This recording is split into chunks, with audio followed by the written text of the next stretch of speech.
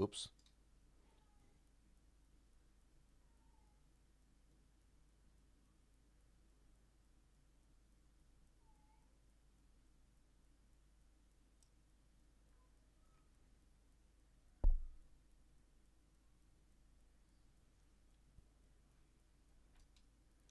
All right.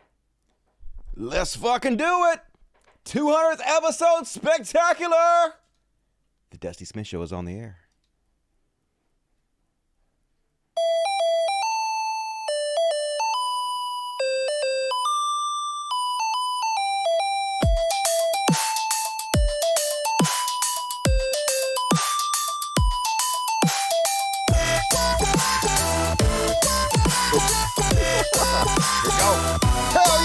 My first time doing the show.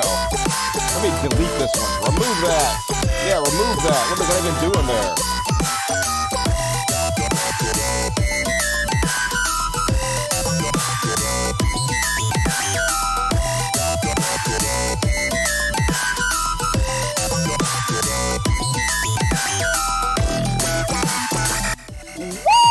Woo!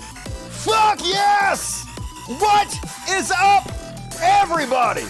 Welcome to the greatest show in the history of everybody who's ever lived. All these motherfuckers. It's the Dusty Smith Show, and it's the 200th episode spectacular.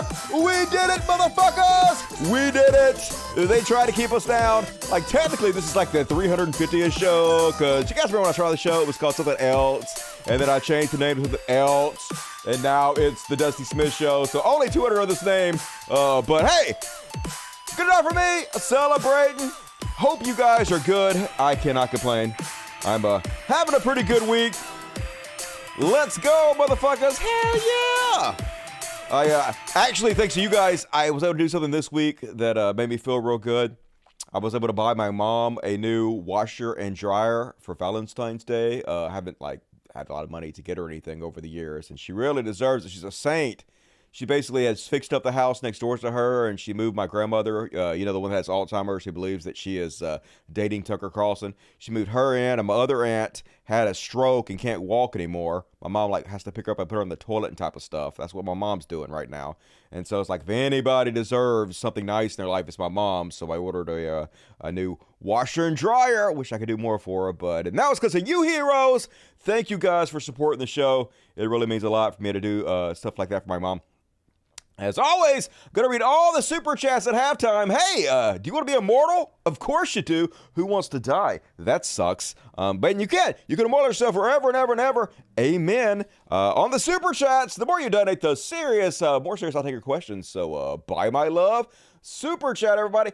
I don't know why this TV is so washed out. Everything is so bright and washed out. I turned the shit off I was supposed to. I guess I'm not going to worry about it. I'm just going to pretend like it's not doing that. Let's see. Did I turn it? I did turn it off. I turned the HDR off. All right, whatever. We're going to fucking ignore it. So, hell yeah. We got a spectacular, large, giant, huge, mega show for you guys tonight. As always, going to talk religious bullshit. Going to cover the State of the Union address. It was actually pretty good. You know who's growing on me? That Biden guy. Yeah, I thought he was going to be garbage, and turns out he's doing pretty good. He's not getting the credit he deserves. Of course not. We're going to check out the Twitter files meets Congress because they don't have anything better to do. It's embarrassing. They're not a serious party. We're going to cover all that. A little bit Elon Musk and his latest antics. Did you hear? Did you hear what he's doing? Well, you're gonna. Gotta finish it off with some Beyond Parody, my personal favorite segment. And as always, folks, tonight, after party, for those of you who are patrons of mine, and those of you who are not, what the fuck's wrong with you? For as little as $1 a month. Now, I have two different patrons, two different patron accounts. One of them gets me like $5. The other one's as low as $1 a month for everything I do. But hopefully you'll donate more. Like, don't just donate $1 if you have more, because that's selfish. I work hard. But anyway, the after party tonight, patrons only. Once again, you get exclusive content for you patrons. 10:30, when the show's over, we're going to go do a whole nother small show for you guys. So be sure to sign up on my Patreon. There is a link in the description of this video. You know you want to do. And folks, I cut off my comb over. Look, remember my comb over was here? And I used to comb it over to hide my receding hairline, and nobody noticed. Nobody ever notices when you have a comb over. It's true in my mind. So anyway, I cut it off. I'm going with the new hairstyle. Thank you, assholes. And also, as always, 10 cats, which make the show super fucking exciting. So lots of new shit tonight. Lots of excitement. Thank you for joining me. Let's go ahead and kick the show off. As always, open your hymnals to page 1. You know why? It's religious bullshit. Let's go! Religious bullshit. Religious bullshit. Religious bullshit. Do it! It's time for religious bullshit. What time is it? It's time for religious bullshit. Yeah, motherfuckers! Wait for the graphics. Wait for it. I didn't wait for it. God damn it, you had one job, Dusty. You said wait for it, and you didn't wait for it. Loser. Start us off, folks!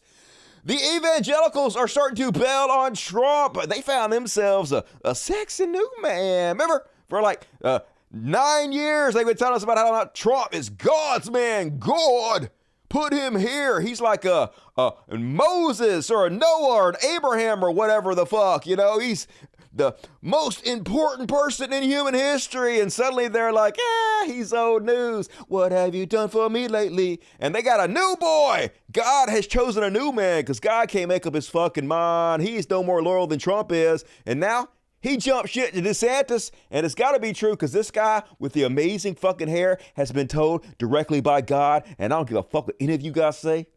I believe him. Let's have a listen. We need to watch Ron DeSantis because the Lord is going to use him in a powerful way. I had several years ago a vision that I went into where I saw 2 palm trees. Oh, cool. And I saw one of them was planted in California, the other one in Florida. And I said, Lord, what is this, these 2 palm trees?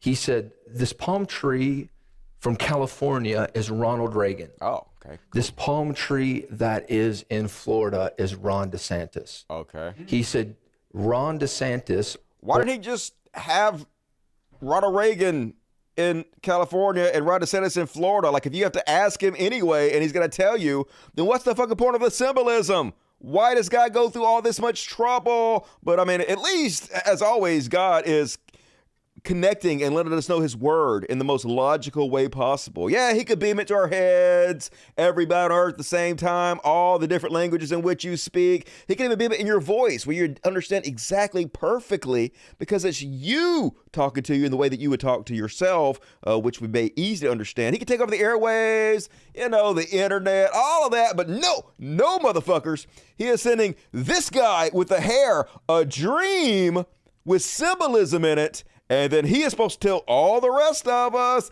That's just crazy enough to work, God. Psh, God always thinking. Anyway, keep going, please. Or Ronald DeSantis is the second, has an anointing similar to Ronald Reagan. And I saw Ronald Reagan. What happened to Trump? Ron DeSantis. Who is Ron DeSantis? As a tree sounds hot. Of righteousness, that palm tree. Oh. And I saw it uprooted from Florida and brought to Washington, D.C. Well, that's bad for trees. And planted in Washington, D.C. And as the storms came, he was not moved. That's right. There's something about Ron DeSantis that we need to begin to pray for, we need to begin to look at, because his ultimate future is to have a position in the United States as the president and be planted in Washington, D.C., and he would be like a Ronald Reagan. But you guys are telling me that Trump was coming back. You guys swore he was coming back any second now. What now, Ron DeSantis going to be president? So is Trump, who's in charge of the military, obviously, is he going to overthrow Ron DeSantis? Hey, that makes sense. You know, Q is all against the groomers and whatnot. And apparently Trump has now accused Ron DeSantis of being a pedo. So, hey, I believe it, I guess. Why wouldn't I? Sounds super real, Jim Baker. And then on religious bullshit. Christian nightmares. Jesus Christ, y'all. And, you know, I'm starting to think these Christians might be a little bit hateful. Just a little bit. Let's have a listen. Hey, I'm going to pray.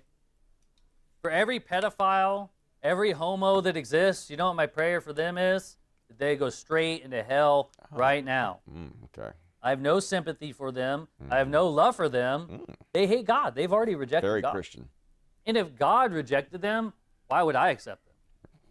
Lord, let them drop straight into hell right now. I mean, if that's not going to happen, let them get run over by a bus, a huge semi-truck, a Mack truck. I mean, let them get struck by lightning. I mean, give them cancer. Let the AIDS just infest their whole body and just die right now. Just destroy them. I mean, I don't care which way you do it, Lord. Just kill them right now. Right. Break their teeth in their mouth. Let them have a slow, painful death. How about that? How about that? Oh, you're not loving. Not towards them. Not towards freaks and perverts who hate God. There is no love. Yeah, you're right. But that doesn't make you more loving of a Christian than me. It does. Actually, it makes you a hateful person. No. Because if you're going to love the pedophile, then you hate all the children that they're abusing. So you're not more loving than me. Oh, first off, they're not pedophiles. You just made that up. If you're talking about preachers, then even they're not all pedophiles, just like a lot of them. But once again, showing us the love of Christ. And is there like a cloning machine they keep spitting these guys out? This is a whole new guy. But all the churches look exactly the same. They have the same kind of backgrounds with these words over it. They're all standing in front of podiums, just carbon copies of these Christian terrorists. Hey, I love it, though. You guys are destroying Christianity, and it's a thing of beauty. Please, please keep it up. Thank you for your service. And Hank Hinnam is back, folks, and I'm starting to think he's just out of fucking ideas, yo. He is so desperate to prove that he is some sort of prophet, but I'm just saying, like, if God is trying to send you a message and let you know the very important things in which to tell people, this ain't it, Chief. I'm just saying. I think God, who is all-knowing and all-powerful, might have better things to do, but I don't know. I'm crazy. Let's have a look. Someone, you're watching me right now, and you're like, man, I lost my keys. I can't find my keys. They're underneath the cushion. I'm serious. It's underneath the cushion. Go do it right now. Go do it. And if you can, type it and tell people. I'm serious. Tell it's people. underneath the cushion. You didn't even know that it was there, but it fell out. It fell it's out, underneath y'all. your cushion. And God. I say that not only will you find those keys, but you're going to find the keys that are going to unlock a new season for you this season and for your life. What? Someone. What does that even mean? Not only are you going to find your keys underneath the couch cushion, but you're going to find keys to unlock things for you this new season. That doesn't mean anything. That's gibberish. That's nonsense. And enough people are watching him where somebody's keys are bound to be under their fucking couch. They're going to find them and they're going to be like, oh my God, this guy was the truth. This guy really is channeling God. Gotta send him money. Just good God. They are so desperate. It is pathetic and sad, but also extremely entertaining. So once again, thank you. And then I told you guys this over and over and over again. Christians basically want to turn us into the Taliban. They have, I guess, envy that we get to see our women's legs and shit. And they're like, no, the Taliban's way better. Cover them up from head to toe. So here Paul Joseph Watson bitching about the church, gender-neutral God, to be considered by the Church of England. Well, that makes sense, right? You guys teach that God created us in his image. He created both man and woman. So did he only create man in his image? Is woman not also in his image? If so, sort of gender neutral, in my opinion, but move has been criticized by conservatives. Get out. The whiny piss baby snowflakes. I can't believe that. Who have warned that male and female imagery is not interchangeable. Yeah, well, we're not saying it's interchangeable. Gender neutral doesn't mean you're swapping in male and female. It's like neither, a combination, both, if you will. And God, who's supposed to be all things, would definitely be that if he existed. And of course, Paul Joseph Watson with his dick sucking lips. What's up, Paul? In his mom's basement. It's like, Islam looking more and more appealing with each passing day. No shit. I call him the American Taliban, but he ain't even from America. Bullshit spreading all over the world. Also, I know Paul Joseph Watson doesn't actually care about any of this shit. He's just trying to pander to his right-wing audience. So, shameless grifter. Showing his spots, though. Wonder how many likes he got for that. Oh, I can see it. Oh, he only got 7,200. That's less than I thought. I expected him to get far more. He's been kind of under the radar lately. Falling off, Paul Joseph Watson. And then, self-proclaimed Christocrat Rick Schalberg wants to take over Texas school boards with Christian patriots and save students and more shit they just pulled out of their ass and made up. Let's have a listen. Just look around. Perverted teachers have infiltrated our public schools. They have not. And are brainwashing our children with critical race theory, lies about America, filling their young minds with hatred for their country. Yep. Teachers! Teachers are the enemy. Look around at these fucking teachers. Gonna rape your kids and make them hate America. Just good God, dude. They're so desperate. They have nothing. They have nothing but fear-mongering, moral panic. It's the same playbook it's always goddamn been, and it's the same playbook as it'll always be, because it's literally all they fucking have. These teachers are also normalizing immoral and abnormal sex acts, sexualizing our children with pornographic materials. These godless educrats who rule the Texas education system are teaching our children that what God has told us about morality and gender is all wrong. It is. It's totally all wrong, although the Bible doesn't really speak much about morality and gender, but it does say that women are your property and you can beat your slaves, and if you commit adultery, gotta murder you, shit like that. So not sure it's the best book to be listening to, but also none of this is true. And if it is, where was this when I was in school? Because this sounds pretty cool, actually. Our children are being groomed by homosexuals the trans perverts to be recruited into their evil lifestyles. Definitely. These children, starting in pre-K, are being taught that evil is good and good is evil. But they're not being... Back that ass up. All right, I got to look at this. Okay, wait a minute. Okay, who wants my hot wiener? Oh, yeah, baby. Slide it right into my buns. Dude, huh? Totally normal shit from Christians. Isn't this what we have in our textbooks these days, where they're transing and gaying our children? Dude, you okay? Oh, no, I'm getting a boner. I mean, ow, my back. Oh, God, I have to get out of here. I said it before. I like that kid, but he's weird. Yeah, it's the kid that's weird. And, like, I'm pretty sure this is Bible shit. Aren't you showing this to children? Aren't you the one exposing children to perverted pedophile shit? I'm just saying, dude. Anyway. Being groomed by homosexuals and the trans perverts to be recruited into their evil lifestyles. These children, starting in pre-K, are being taught that evil is good and good is evil, but they're not being taught how to read, write, or learn math proficiently. Now, wicked drag queens are being given access to perform for our children in public schools and libraries, grooming them for pedophilia. I know, grooming them. It is time to stop. I can't name a single child who has ever claimed they were groomed from Drag Queen Story Hour, nor a parent who has made that claim. Much less molested in any way, but hey, we're just gonna say it because it's not like our holy book says anything about lying. And also, it's not like the Christian church has any history of molesting children. They do? They're the main ones who do it? Oh, yeah, okay. Please continue. Stop this madness. And I'm standing here to say I'm committed to lead the way. Oh, good. I'm pledging to you that with God's help, I will end this demonic assault on our school children in Texas. All right, it's just my opinion. I have no evidence of this, but this guy is fucking kids majorly. Fucked every kid he's ever come in contact with. Once again, allegedly. That's what God told me, okay? That's what... I'm not saying that, okay? Let me be very clear. I'm not saying... God himself just sent me a message, and he said, this guy, 100% pedophile, okay? Now, once again, don't sue me. Sue God. And if you don't like...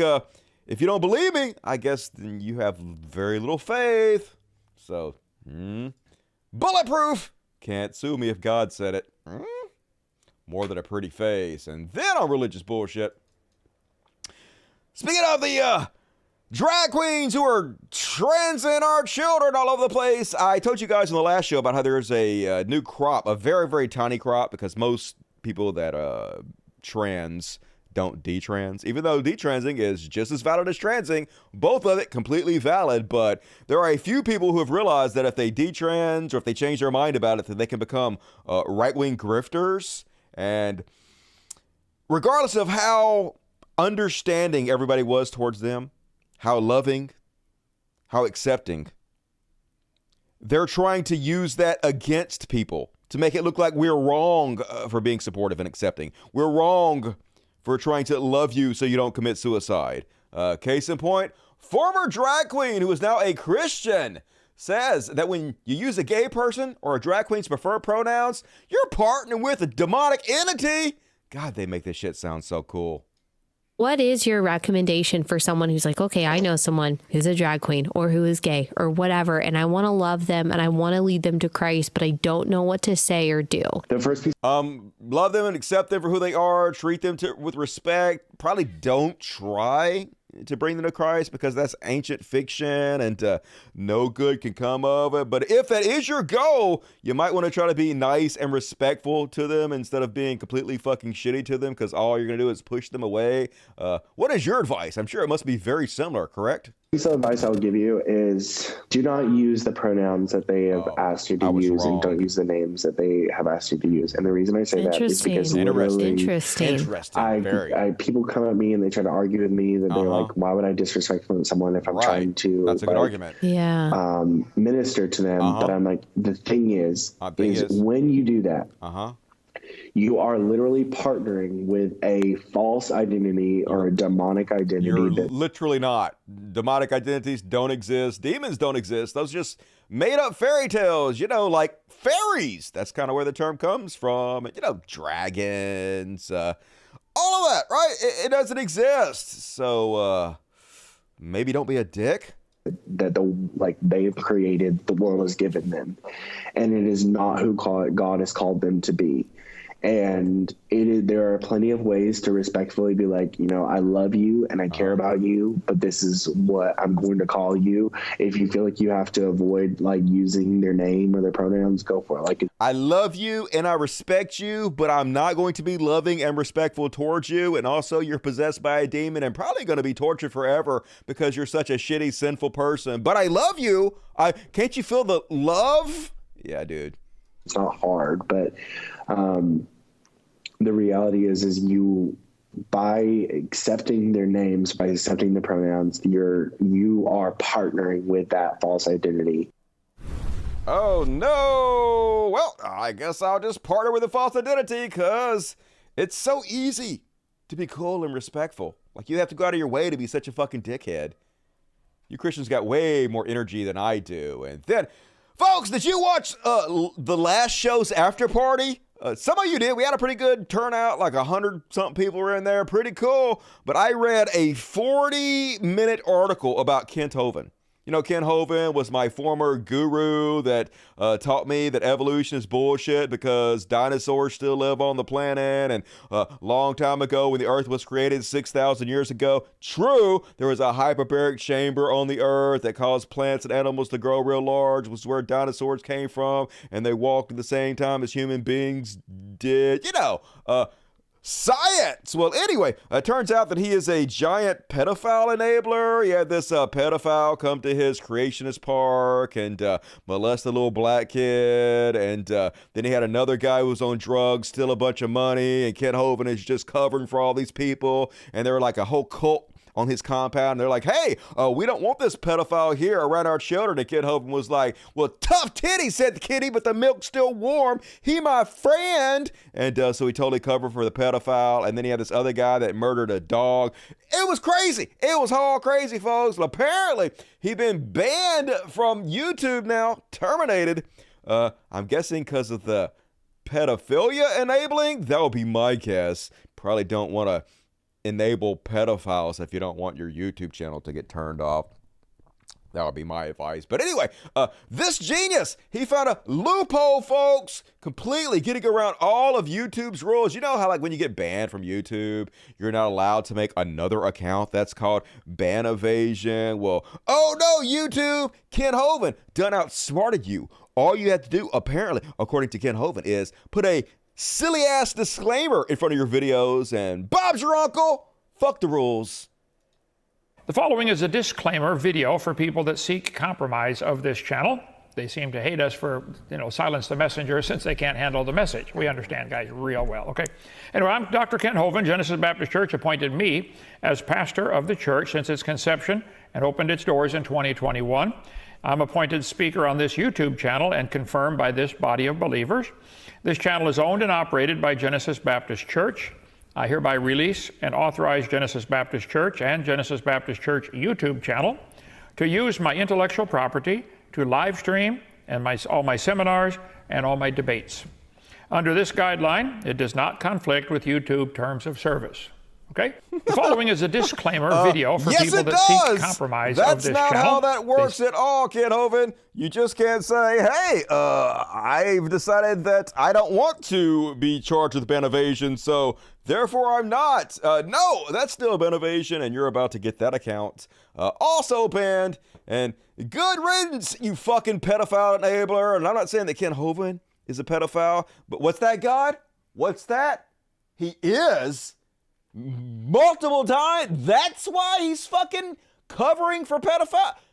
Oh my God. Okay, well, I didn't say it. I didn't say it. God told me and then wanted me to tell everybody on earth. That's just how God rolls, y'all.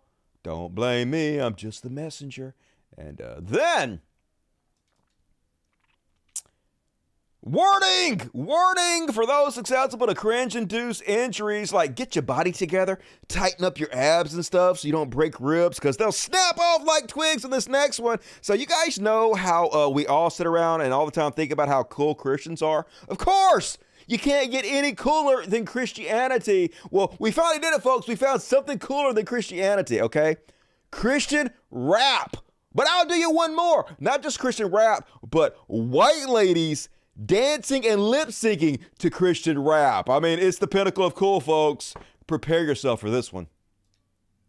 All the pretty girls walk like Solomon said. In Proverbs 31, she got Jesus on her mind and she living for the sun. Don't care if the world don't like me. I'm a daughter of God, not a Pisces. Ooh, she's clothed with Pisces. Dignity. She ain't afraid of anything. She ain't afraid of anything except for vaccinations. Woo! So let me hear you say. Let me hear you say. I'll say it. You suck. That was bad, and you should feel bad about it. And what is with your makeup? Everything about this was cringe. Good God, y'all. You're not making rap better. You're making Christianity worse, to quote Hank Hill. And then, folks, God damn it, they're so sanctimonious. They just love pretending that they're so pious and above everything. Watch this.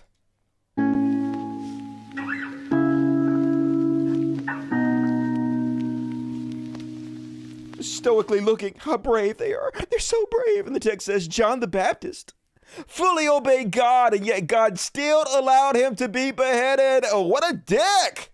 Think you're serving the wrong God if you spend every day worshiping God and he still lets you get brutally murdered. Asshole. Please God must be its own, pleasing God must be its own reward. He owes us nothing. Hey, well, fuck that. He owes me a little something. If I'm gonna worship him, he better break out the presents and treats. And I thought also we had like mansions and shit in heaven. Don't he owe us mansions? Just saying, like eternal life? Didn't Jesus die specifically for us? He paid a debt we could not pay, right? Doesn't he owe us that? Isn't that what the religion teaches? I don't know. I gotta brush up on my Christianity. But look, oh my God. Even God's most chosen people get murdered. And I would die for this fairy tale. Well, die already, bitch. Just kidding. Haha, YouTube. No. Don't live forever. I love you. And you're beautiful. You're beautiful. Please live. And then, speaking of pedophiles, I got to cover it, folks. Where you at, Q? Where you at, Shu? Where you at, Proud Boys? An Alabama church youth director, middle school teacher, and wrestling coach has been arrested for possession of child pornography. Yep, let's say hello to Alabama pedophile Adam Lewis. And it always happens, like the Kent Hovind situation. that article I was reading. There's a white dude who was the boss of some kind of cell phone store with this black lady.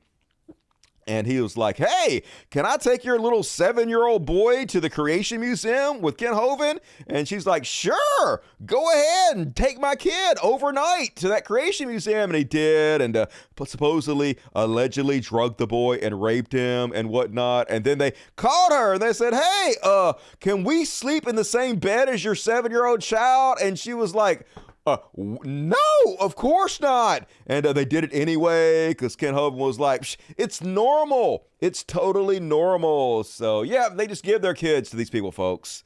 At some point, the parent should be charged with, like, child neglect or some shit. Lock all these motherfuckers up.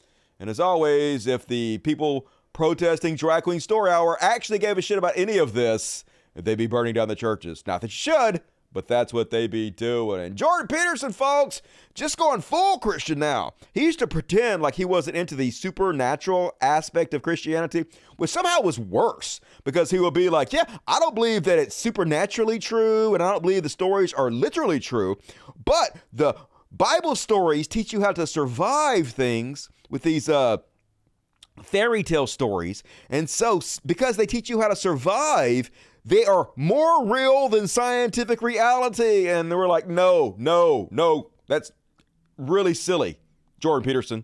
Crazy silly. Well, now he just like full on into it.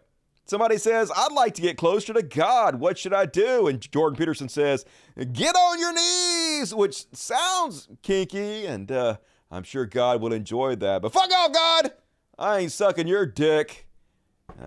I would start with Captain America. If I had to choose one guy whose dick I'd want to suck, it would definitely be Captain America. Anyway, what was I saying? Next up on religious bullshit, I got distracted with America's ass. Chris Evans, holy shit, what a man. What the fuck am I talking about? Hey, cringe warning again. I gotta get off the gay sex. Cringe warning again, folks. Prepare yourself for this one. You know what's cooler than white ladies dancing and singing Christian rap? Doughy white Christian guys swinging swords around while they scream in tongues. It's true. Let's have a look. Woo!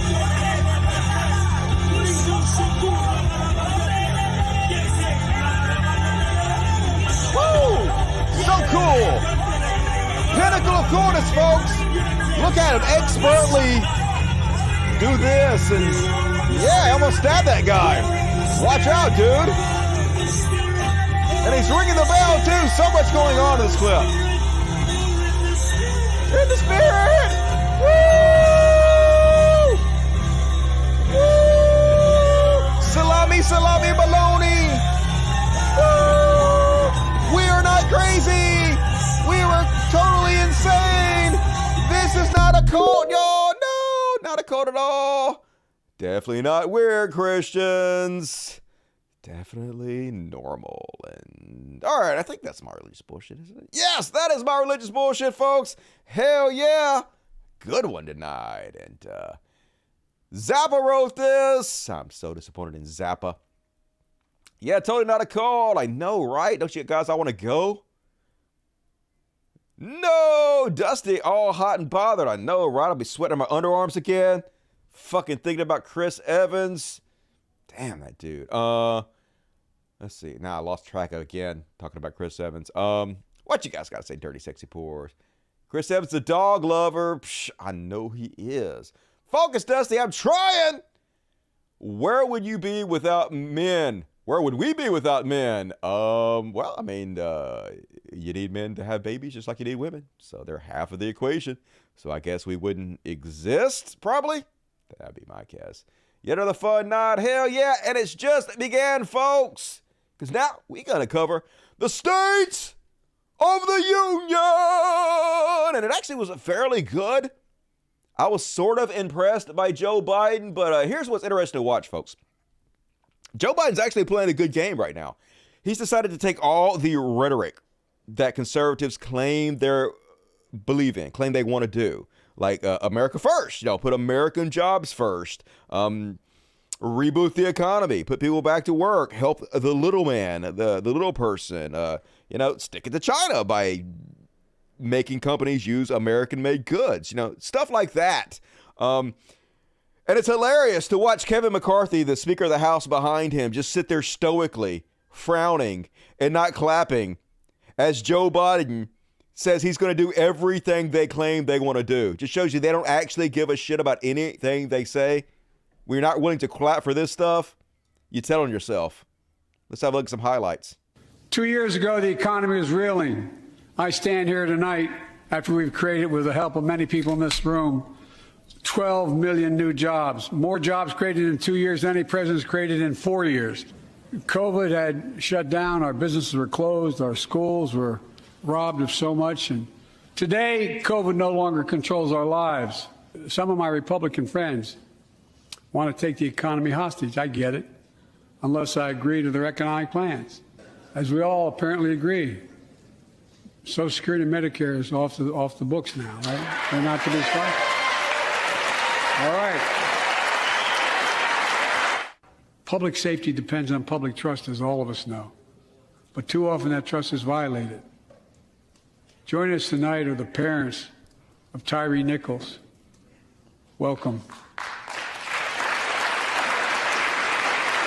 I signed an executive order for all federal officers, banning chokeholds, restricting no-knock warrants, and other key elements of the George Floyd Act. Let's commit ourselves to make the words of Tyler's mom true. Something good must come from this. ACAB? Joining us tonight is Brandon Say, a 26-year-old hero. During the Lunar New Year celebrations, he heard the studio door close, and he saw a man standing there pointing a semi-automatic pistol at him. And in that instant, he found the courage to act and wrestled a semi-automatic pistol away from the gunman who had already killed 11 people in another dance studio. It had jammed, though. 11. So, he saved lives. did some lives, probably. It's time we do the same. Ban assault weapons now. Ban them now. Nobody should have an AR-15, really. Sorry, Jeff! We have one in the other room. Congress must restore the right that was taken away in Roe v. Wade and protect Roe v. Wade. Yeah. Not going to stand for that, are you, McCarthy? Make no mistake about it. If Congress passes a national ban, I will veto it. I'm committed to work with China where we can advance American interests and benefit the world. But make no mistake about it. As we made clear last week, if China threatens our sovereignty, we will act to protect our country, and we did. So I've come to fulfill my constitutional obligation to report in the State of the Union. And here's my report. Because the soul of this nation is strong, because the backbone of this nation is strong, because the people of this nation are strong, the State of the Union is strong. Way stronger than it was. Like a 50-year low for unemployment. Gas prices have dropped 6 months in a row. Inflation dropped 6 months in a row. Actually doing a pretty good job. Someone says he's all talk, but like you clearly haven't looked into it because he's getting a lot fucking done. Like he just said, more job creation in 2 years than any other president in 4 years. Could talk all the shit you want to, but Biden is fucking laying it down. And I was not a big Biden supporter. Of course, I support him over Trump, as any sane person would have done. But I made him fucking prove it, and he's fucking proving it. It's not helping his approval rating very much because this country is goddamn ungrateful and uneducated. But not too bad. And before the State of the Union address, McCarthy was like, hey, you ain't got to worry. I'm in control of the conservatives. They're not going to hoot and holler and show their ass while Biden's speaking. I got this shit locked down, y'all. I'm the boss. I'm the man. I got it under control. Here's what he said, and here's what happened. We have a code of ethics of how we should portray ourselves, so also do our jobs, and that's exactly what we'll do. But we're not going to be childish. You doubts it, contact my office. I'll give you a copy. Congress must restore the right and the... Okay. He's like, shh, they ain't listening to you, motherfucker. I got no respect for you.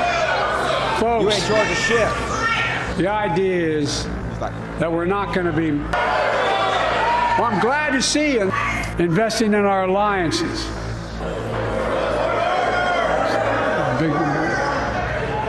You got it. He's like...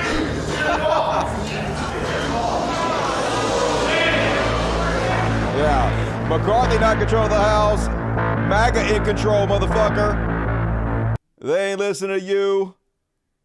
You can't control the animals. The inmates are in charge of the asylum at this point. And of course, Marjorie Taylor Greene up there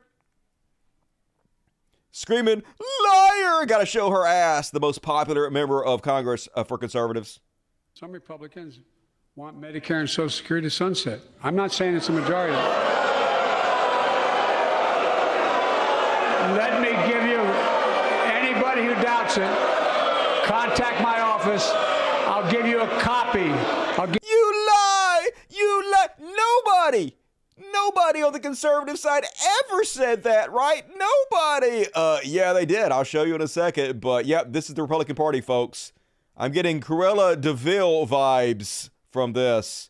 Or as she was labeled last night, Tanya Harding in a fur coat.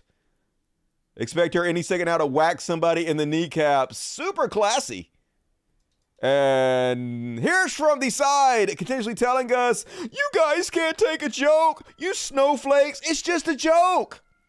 Why do the left hate comedy so bad? Now they all mad at Larry the Cable Guy for making a very mild joke at Marjorie Taylor Greene's expense. Larry the Cable Guy says, this pic reminds me of every comedian's ex-girlfriend coming to their show and sitting in the back 6 days after the breakup. That was such a mild joke.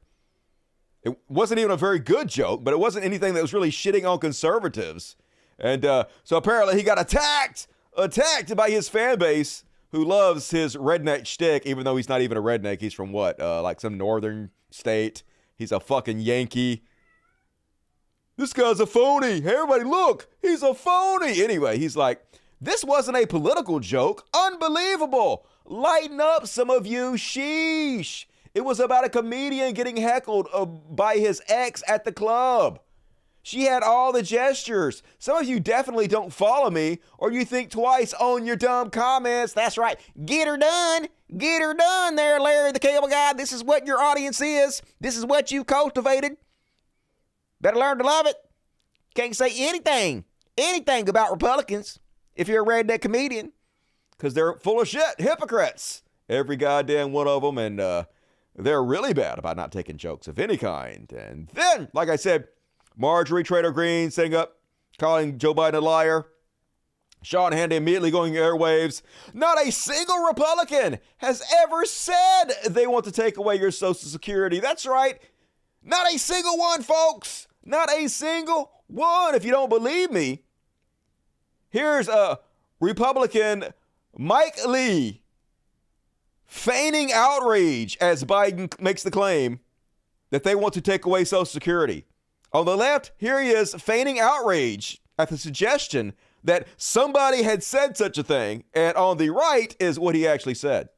It will be my objective to phase out Social Security, to pull it up by the roots and get rid of it. Here,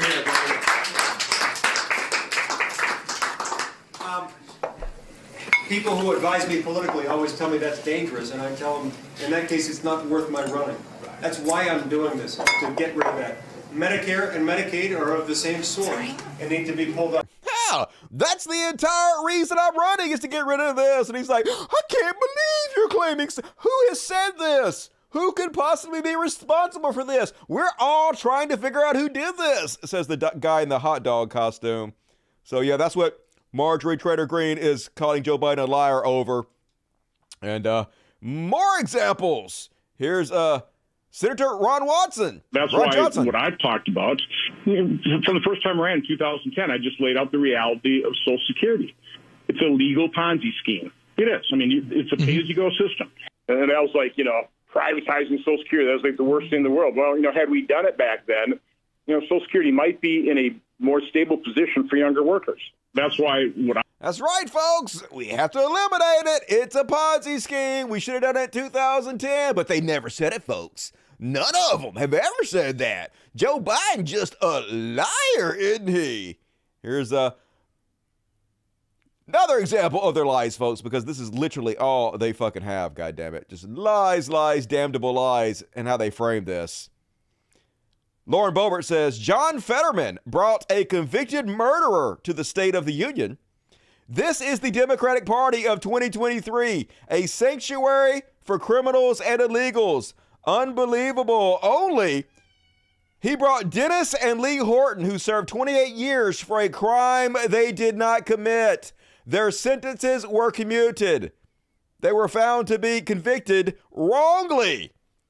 So yes, this is the Republican Party 2023, a den of scum and fucking liars, purposely fucking lying, because this is all they have. They don't have any positions. They don't have any plans. All they have is fucking idiots that believe their lies. And I can't believe I'm going to say this, but way to go, Mitt Romney. Apparently Mitt Romney, one of the few people that has even a shred of fucking integrity, apparently he got all on to George Santos. Here's a bad Here's a bad lip reading of that encounter, but it sounds like they're pretty much nailed what they actually said. So it's actually a good lip reading. Let's have a look. You ought to be embarrassed. Yeah, sure. You ought to be embarrassed. I'm well, be embarrassed. How are you? You ought to be embarrassed, son. Sure, you got man. Me? Well, that's your opinion. You're an ass. Yeah, you're very formal. Quite a gentleman, aren't you? You ought to be embarrassed. Yeah, sure. You go, Mitt Romney. Hell yeah. I wouldn't vote for Mitt Romney as president, but I would actually respect them a little more if they had somebody like Mitt Romney instead of like Trump or DeSantis, even though that's not going to happen. We know that they are too far gone for that. And then afterwards, here was a DeSantis response. And good God, would this guy shut the fuck up? It's not the first time in history that I've been told to shut up and go to the back of the room, especially by people who come from a privileged background. And it's not going to be the last, and I'm never going to shut up and go to the back of the room. And I think it's reprehensible that the senator would say such a thing to me in the demeaning way he said. It wasn't very Mormon of him. That's right. I'm basically like Rosa Parks, y'all. People are trying to shut me up. I'm the victim here. I'm the good guy. I mean, yeah, I might have lied my ass off to get to Congress. I might have literally stole money from a dead dog, right? I might be a insane con man, but somehow I'm the good guy and the victim here. Just no fucking shame. This is what conservatism is. I don't know how anybody is a conservative without being just humiliated, just being them. But of course, after Biden gave his really solid speech on how we're going to move America forward, he actually had plans. He actually had ideas. He actually had policies, and he laid them all down instead of just doing what the conservatives do, complaining about things, lying about things. He actually had a plan of action. So, of course, Donald Trump had to give his rebuttal after the State of Union address. And let's just say it was markedly different. Savage killers, rapists, and violent criminals are being released from jail to continue their crime wave. They're trying to indoctrinate and mutilate our children. He's leading us to the brink of World War III. And on top of all of that, he's the most corrupt president in American history, and it's not even close. Not even close, folks. Shamelessness is their superpower. But it's just the same old bullshit. No ideas, no plans, nothing. Just fear-mongering, fear-mongering, fear-mongering. That's all they got. Because this is what works on the fucking dipshit boomers who vote for this kind of people. And then Governor Sarah Huckabee Sanders also gave her rebuttal. She was the one that the conservatives officially picked. I guess Trump is kind of on the outs with conservatives now. And Sarah Huckabee is their new go-to lady. She's not a very good speaker, orator at all, but it doesn't matter. And also, her speech was markedly different. Let's have a listen. We are under attack in a left-wing culture war we didn't start and never wanted to fight. You literally started it. You're the one that made the culture war up and used it to fearmonger. This is 100% you're doing. Every day we are told we must partake in their rituals, salute their flags, and worship their false idols. Literally what you guys do. There's a church every 10 feet. You guys constantly tell us we have to worship your idols or we're going to be tortured forever. What the fuck? Like, literally, shamelessness is their superpower. You can't get any more shameless than this. Holy fucking God. all while big government colludes with big tech to strip away the most American thing there is, your freedom of speech. We are they're all on this Twitter file shit, which we're going to go into at the end of the Chud Watch. But a private company deciding what they want or don't want on their platform is not freedom of speech. You guys just hate capitalism. And Lou Dobbs was not happy about her speech, folks, because she did not suck Donald Trump's dick enough. And if you're going to speak after Joe Biden, you must use at least some of your time to lick those orange nuts. I think that was a great insult to President Trump. Totally. Not mentioning his name when Sarah Huckabee went to Iraq with the president and the first lady in the dark of night for Christmas with our troops. To not mention his name, to talk about new leadership, it looked like the Governors Association had written that much of that speech and aligned themselves with Ron DeSantis. It was a shame. I think that. That's right. They're splitting themselves in half, folks. There's a civil war in the Republican Party now over Trump supporters and Ron DeSantis supporters. And it's a thing of glory and beauty. If the left were doing it, they'd be saying, the left is eating their own. But they don't say about the right. But they are incredibly fractured. And it's going to be amazing. Watch them get even more so and fight each other as this goes on. And I have more evidence of this coming up in the next section of Chud Watch. But before then, let's see what you dirty, sexy poors have to say. And gonna read the super chats at halftime. So still plenty of time to get your super chat in. Do it to it. Support the show.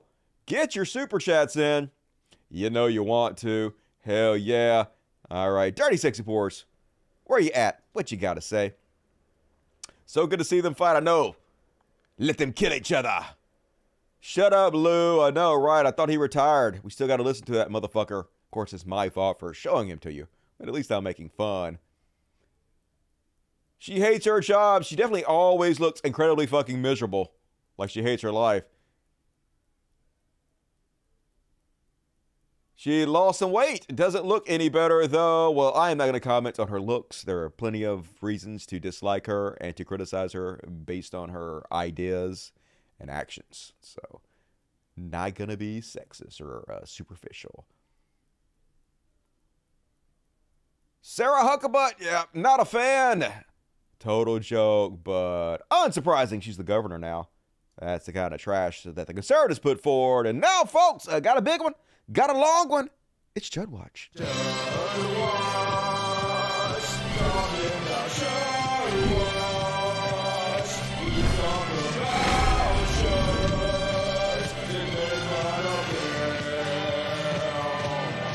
Hell yeah, we do. And first off on Chud Watch, sexy ass Idris Elba. Came out and said some shit. Like, I kind of get what he's saying, but at the same time, it's almost like the words of Morgan Freeman, who said some similar, really stupid bullshit, about why are we still paying attention to race? You stop calling me a black man, and I'll stop calling you a white man, and we'll just pretend like it doesn't exist, which is really fucking stupid, because that would be great in an ideal world, in a fairy tale universe. But the reason we have to acknowledge race is because other people are acknowledging race, and they're using race to be racist, to oppress people, right? If nobody was being racist and using race to judge others by and oppress them by, yes, we could be colorblind and pretend like it doesn't exist, but that is not the universe we live in, so we have to acknowledge it's happening, because if we ignore it's happening, we can never solve the problem. Can't solve the problems by ignoring them. Anyway, Idris Elba says, I realized it put me in a box. Idris Elba reveals that he no longer describes himself as a black actor, which is his right. String a bell! Love me some Wire. In order to take the power away from racism. I don't know how much power you're taking away from racism by pretending racism's not happening. Doesn't make any sense. But anyway, Carl Benjamin, who's back on Twitter, says, Idris Elba is getting it. That's right, Carl Benjamin. Won't you just pretend like your race doesn't matter? This is such fucking horseshit. Imagine if they made Idris Elba the new James Bond. You think Carl Benjamin's going to ignore his race, or you think he's going to do 30 videos about it? About how they're changing shit, how they're changing characters to be black, about how they're multiculturalizing our beloved characters instead of just creating new characters for black people. And you know his audience would. You know his audience would freak out about it. You know they are not going to be colorblind and ignore the fact they changed James Bond to a black man. So complete fucking bullshit. Yeah, people like Carl Benjamin want to continue being racist, want to continue having an audience that's racist, continue to pander to this racist audience, and at the same time, they want everybody to ignore their racism. Well, that's not going to fucking happen, assholes. We're not goddamn hypocrites like you are. Transparent as fuck, dude. Try again. And then a wrong one. Let's click on this one. And this is how conservative misinformation spreads the internet. I see so much of this all the goddamn time. True, ABC forced to pay Roseanne $208 million for stealing the Connors. I saw this everywhere, posted on conservative Twitter accounts, influencers. This made my day. I'm so very happy. This is fantastic. Yay, love it. Absolutely awesome. Good. Ouch! I can hear that Roseanne laugh she used to do. Excellent! She deserves that and more. Awesome! And yeah, it's not true, of course. This is a parody website. They just post shit from parody websites. Nobody reads the article. Nobody gives a shit. The influencers don't mention that it's a parody. They don't want you to know that. They want you to believe the lie because this is how they spread their fucking propaganda. Just ignorance on top of ignorance on top of ignorance. And another example of this, where they don't actually ever read the articles.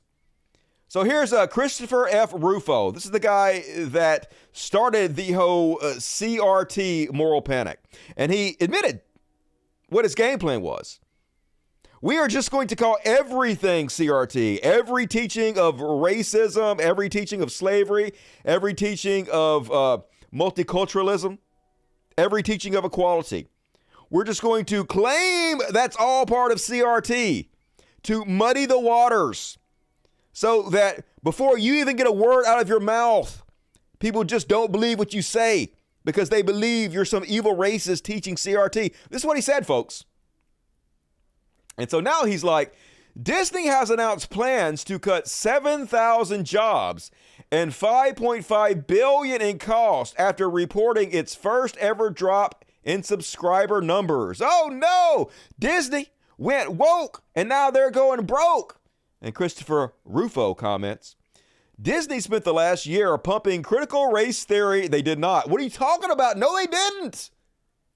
When did Disney pump critical race theory and gender ideology? No, they didn't. They had a mom kiss another mom in like a fraction of a second in a movie. Is that what you're talking about? But like I said, he's already admitted he's not planning on telling the truth. They want to lie in order to muddy the waters so they can make money. They're shameless grifters. Critical race theory and gender ideology into its children's programming and is now losing subscribers for the first time ever. Iger should immediately fire all of the left-wing activists who are using the brand to push their own agenda. That's right. The right-wing boycotts are working, and it's not cancel culture when we do it. When we do it, it's just capitalism. It's only cancel culture when the left does it. And finally, we're standing up to the woke brigade and destroying Disney. Of course, it's not true, though.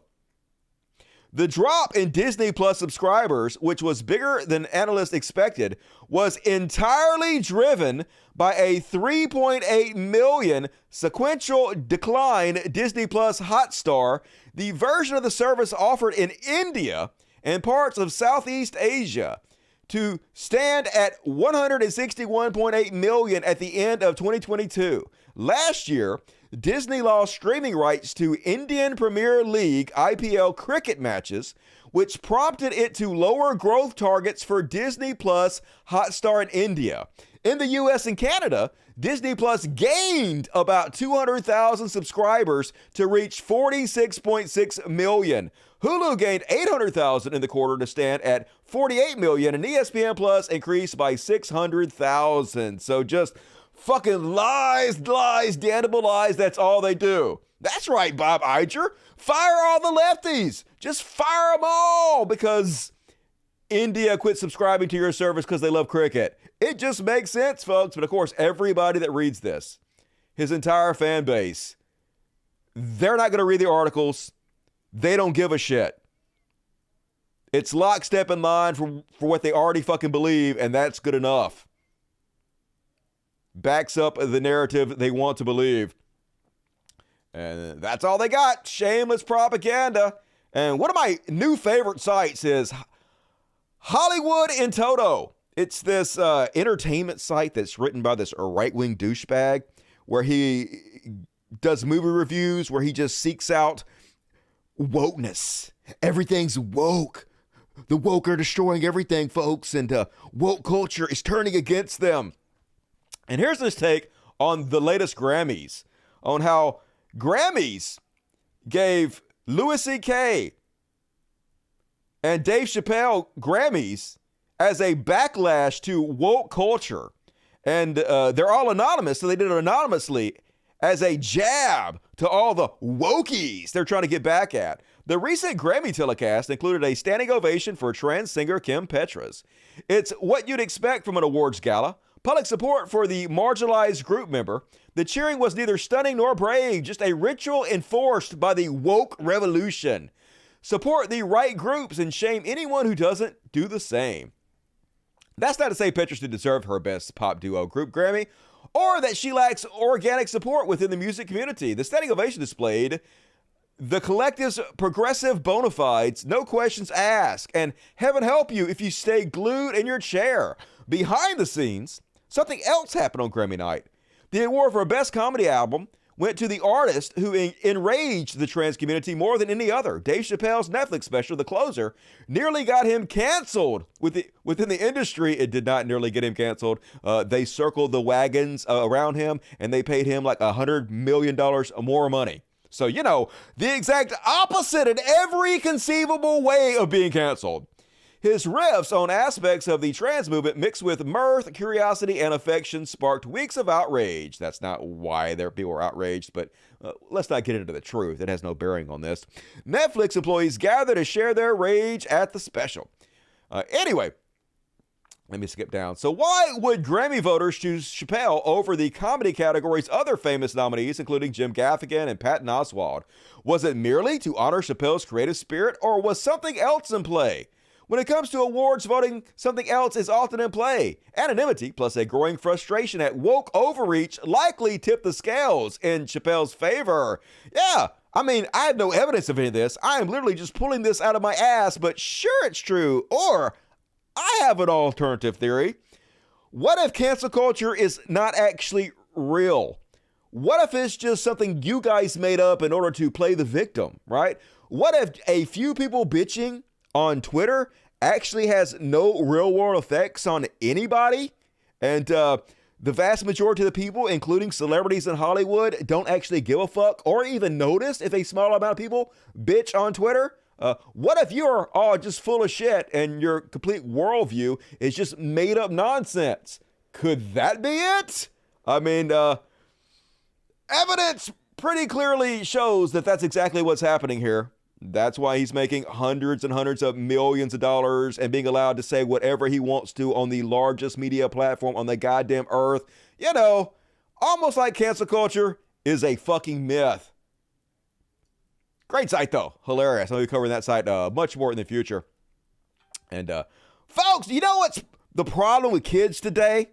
They're not bullying each other enough. Yeah, we need kids to fight more. Isn't that what we need? More children fighting? If you don't believe me, here's a molester, enabler, cover-upper, Jim Jordan, lamenting all about it. What was the thing? What was the aha moment that made you realize that conservatism was the path forward for the country? I mean, I was raised in a conservative family. Although my dad was a Democrat, he was a union worker for General Motors, and like a lot of Americans in 1980, decided enough of this Democrat stuff. He's gonna vote for the Reagan. Right. The party switched. My grandfather was also a Democrat, but he was racist as fuck because back in the day, the Democrats were the racist ones and the Republicans are more conservative or more progressive. And then the parties completely switched. So yeah, that tracks. Guy. But raised in a conservative kind of Christian home, but for me, it's probably athletics. Super athletic. The idea in America is, you set a goal, you work hard, and you try to accomplish things, and that seemed to fit with conservatism. And my background is a sport of wrestling. Right. I wanted to play football, but I'm 5'7.5" on a good day, so I had to wrestle. But yeah, it's probably wrestling because it's all about competition. I think it's one of the problems in the country today is people, you don't have people competing, and frankly, I don't think you have enough people just involved in being tough. No one gets in a fight in school anymore. You don't have enough kids playing football or wrestling. Yeah, not enough kids are fighting in schools. Why don't we have more fights? Kids should just be kicking the shit out of each other, bullying the fuck out of each other. Makes you tough. We have too many gays. Gotta bully the gays. Just holy shit. These are the people writing our laws, folks. Hard to believe this is real life, but it is. And once a scammer, always a scammer. Speaking of George Santos, here's another expose about how he was a shameless thief and con man in Brazil. He runs, he wins. We didn't suspect anything. And then, of course, after the election, the world went upside down.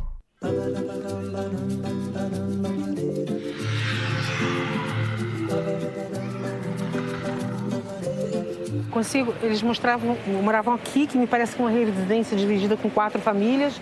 Santos's parents were Brazilian, and while the coastal town of Niterói, Brazil, is a world away from New York's 3rd Congressional District, it's where Adriana Parisi says George Santos stayed as a young adult while his mother struggled with a gambling problem. She knew him by his middle name, Anthony. Mas em relação a Anthony é capaz de qualquer coisa para ter poder.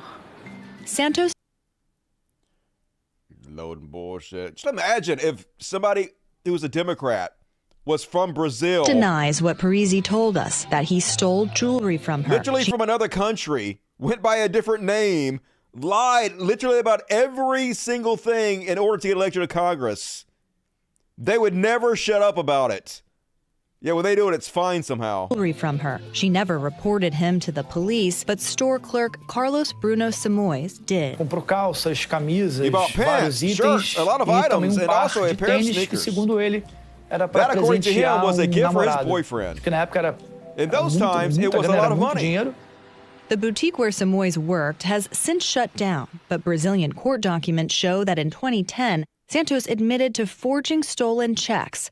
Simoes never got the $1,300 he was owed, and prosecutors seemingly lost track of Santos when he disappeared from the country. Congressman, do you have a response to New York? We're still calling for you to step down. Since the 34-year-old's congressional win, many of the stories Santos told on the campaign trail have been exposed as outright lies. You have more Republicans from New York still asking you to step down. Because conservative, they don't care, folks. They George just Anthony want power. DeVolder Santos never worked at Citigroup.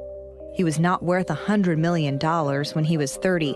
We don't know for sure, but he probably wasn't a preferred buyer at Hermes. He didn't attend the Horace Mann School. His mother wasn't in the World Trade Center on 9/11. He wasn't the descendant of Holocaust survivors. He never went to Baruch College. And George Santos never won a volleyball championship. How is this guy still a congressman? How is he still writing our laws? He's literally a criminal.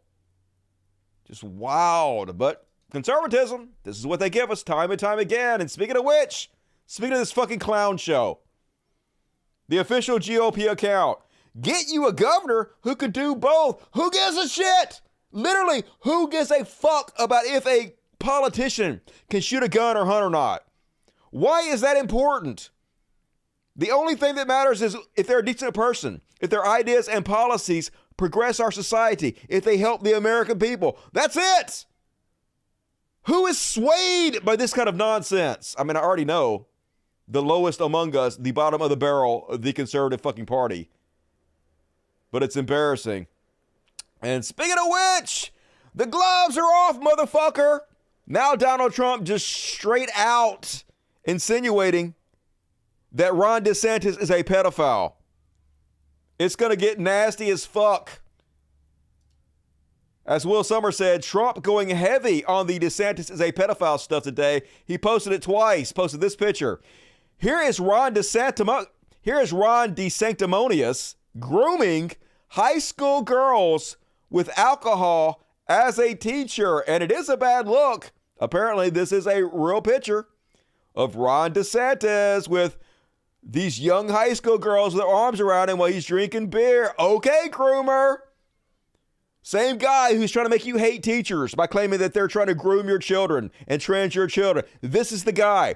Like I tell you guys every show, for conservatives, every accusation is a confession. It's all 100% projection. No wonder this is the way he feels about teachers. Because he knows firsthand some of them are like that because that's the way he is. And Donald Trump says, that's not Ron, is it? He would never do such a thing. And then he posted it again. No way. Ron DeSantis was having a drink party with his students when he was a high school teacher. Having drinks with underage girls and cuddling with them certainly looks pretty gross and ephebophily-esque. Yeah, it does kind of. But will this have any bearing whatsoever on the conservatives who vote for him? No. They'll spend all their time bitching about Drag Queen Story Hour and pretending they actually care about groomers. But when you have Trump, who had 15 different pieces of contact information in Jeffrey Epstein's little black book, or Ron DeSantis literally grooming his students, they're like, I don't even know what you're talking about. It's like Westworld doesn't look like anything to me. If you've seen that show, great show. And then Ron DeSantis responded to the accusation that he was a pedophile. And I agree with what Bo of the Fifth Column says. This kind of response ain't going to cut it, folks. He's just trying to brush it off and not answer the question and dip, dodge, duck, dive. But the longer he doesn't speak out against it or deny it, the worse it's going to get for him. Here is his weak-ass response. I spend my time delivering results for the people of Florida and fighting against Joe Biden. That's how I spend my time. And grooming high school girls. That's how I spend my time in my white boots. I'm such an alpha male, y'all. I don't spend my time trying to smear other Republicans. I spend my time. He's basically, I'm too good to explain why I was grooming these high school girls. Nope, you're not. It's just getting started, and I can't wait till they kill each other. And like I said, this has caused a giant rift in the conservative community. The influencers at each other's throat now. So I am Mouse Chong, the foreign agent, the guy that lives in Malaysia, who has never once stepped foot in America. Yet he doesn't talk about his own country. He does nothing but talk about American politics, and the vast majority of the people that follow him believe he is an Asian American because that's what he wants them to believe. He literally makes a living doing this, and he shouldn't be taken seriously, right? He shouldn't be a nobody that's just laughed off Twitter, but because he is one of the de facto sponsored accounts on Twitter now, because of Elon Musk signal boosting for him. Like if he tweets at Elon Musk immediately responds now. This is Elon Musk's boy. Elon Musk literally supporting signal boosting foreign agents who are interfering in our elections.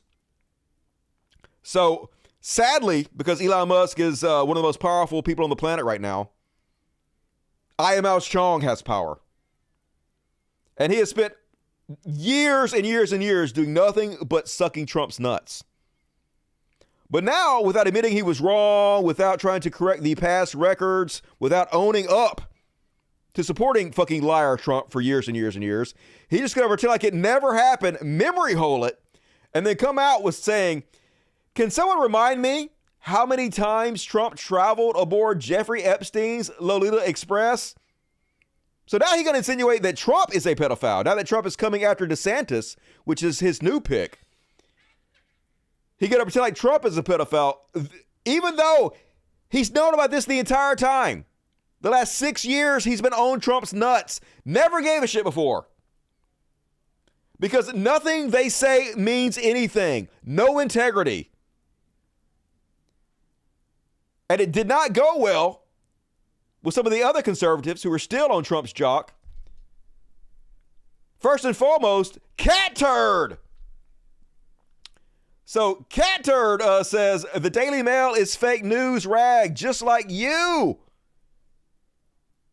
At I Am House Wrong. These are the two of the biggest current conservative influencers on Twitter, specifically because they are de facto sponsored by Elon Musk. These are the two accounts that they tweet at Elon every day. Elon tweets back at them, signal boosts for them, and like literally on the spot does tech support whenever they have trouble.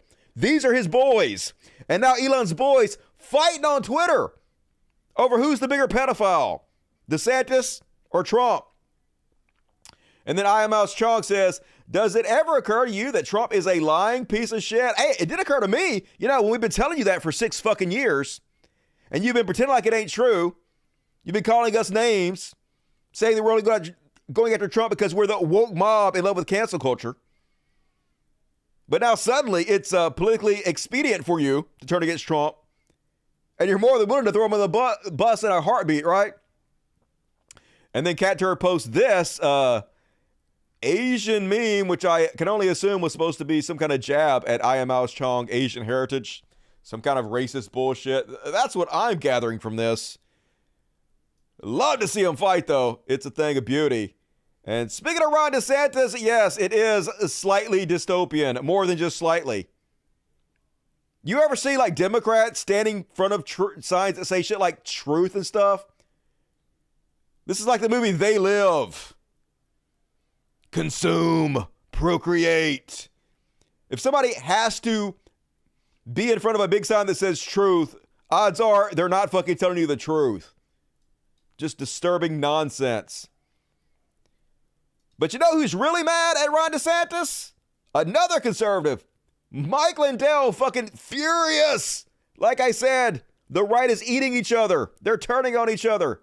And it's a thing of beauty. Let's watch. Well, one of them is Libby Locke, who represents Dominion voting machines against, it says right thing, against Mike Lindell, Rudy Giuliani, and many others.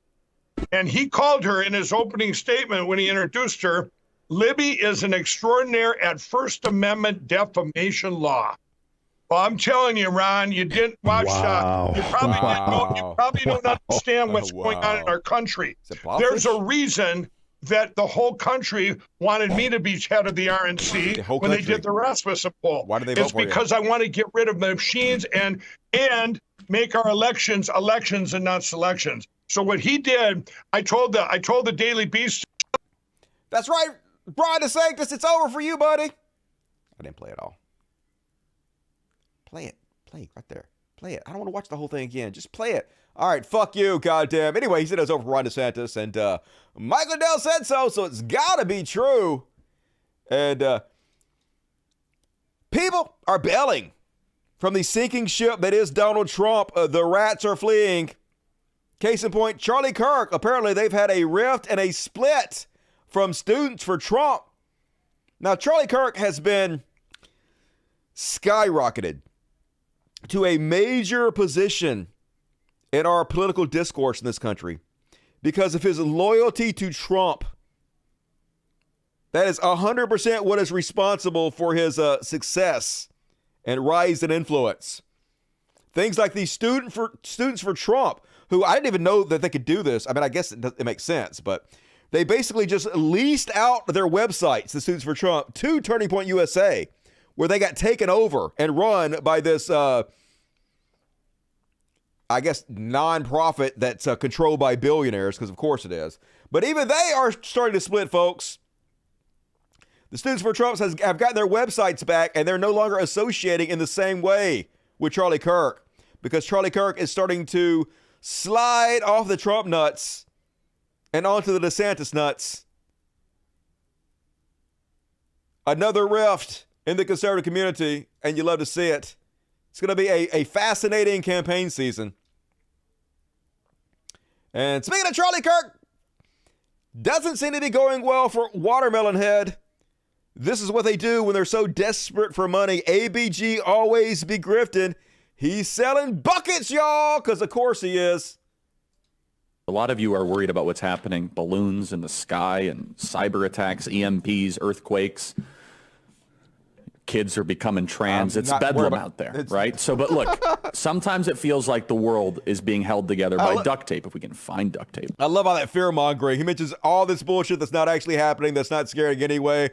Aren't you terrified? Well, you know what you need? Slopping buckets. Yeah, buy my overpriced slopping buckets, folks. Otherwise, they're going to trans your children. And one little push could bring the whole thing down. It's totally. Like we're living in modern day Jenga. Bad analogy. That's why I urge you to go to mypatriotsupply.com and take advantage of a special new offer. A lot of you are worried about what's happening. Take Balloons advantage, in the folks. sky and Slopping cyber buckets, attacks, get yours EMPs, today. You know you're going to need it once the balloons take over or whatever, you know. We'll find something else to scare with next week. Don't worry about it. And Nick Fuentes back, folks. Saying the quiet parts out loud. And this is the only reason conservatives don't like Nick Fuentes, some of them, is because he's actually giving the game away. They don't want you to know that this is what they actually believe. This is what they actually want. You're not supposed to say it out loud, but he does. You know what? I talk about the Jews. I talk about race. I talk about this stuff. And that's just what it is. Okay, it's up. I'm not going to come on Twitter and say, the feckless leadership of the Biden, the Democrats are so weak. It's like, you know what, man? I want a dictator. I want a supreme leader, totalitarian, Christian dictator. Yep. To put all these people in jail. You know what? This is why they love Trump. This is why you try to overthrow the government and install him as a dictator. We already know this is what you always want. You all want that. And Marjorie Taylor Greene doing what she does, trolling. You have a whole party of trolls now. Their only policy position is trying to upset people. And it's so fucking weak. So she already embarrassed herself, this whole balloon thing, you know, because we found out that 3 balloons breached our airspace under Trump. He didn't even fucking know about it. He has the most feckless people working for his administration. They weren't even aware of it. We didn't even learn about it until Biden put people in there that actually know what they're fucking doing. Went through and examined the satellite footage, the pictures and shit, and found out this shit happened under Trump. So she embarrassed herself, but of course they never can admit to anything, so they have to double, triple, quadruple down on their stupidity to pretend like, we're not idiots, we're just trolling. So here's her walking around with her stupid balloon as the worst political stunt I've ever seen. Just an innocent white balloon, everybody.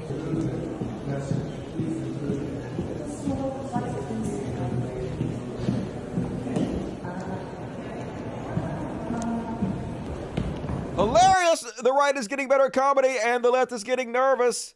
And speaking of Marjorie Taylor Greene, here she is, folks, bitching about the balloon again, folks. She demanded Joe Biden shoot it down immediately, but then she's also claiming, hey, it might have had a virus or a nuclear weapon on it. Then why'd you tell us to shoot it down? You fucking moron. Americans aren't stupid. We realize that Chinese spy balloon could have delivered something deadly to the American people. It was a great risk to our national security, and they invaded our airspace. That balloon could have contained a bioweapon, a virus. It could have contained a nuclear bomb, an EMP. It could have done God knows what. Then why are you demanding we shoot it down? It don't make no sense. Somebody please make it make sense. Shut the fuck up, a Marjorie Taylor Greene and Carrie Lake, folks, just out there doing the stochastic terrorism as hard as she could possibly do it. This is how you get people killed. This is how you incite violence, folks. They know what they're doing. They're doing it on purpose. They want to get people killed. It's great to be back on. Yeah, I mean, fake is a good way of describing it. We've got fake elections, we get fake results, and then we get a fake government. And right now we have squatters sitting in the state house here. It's outrageous what happened on election day. They thought that I would walk away and lick my wounds because this is such a huge behemoth to go up against.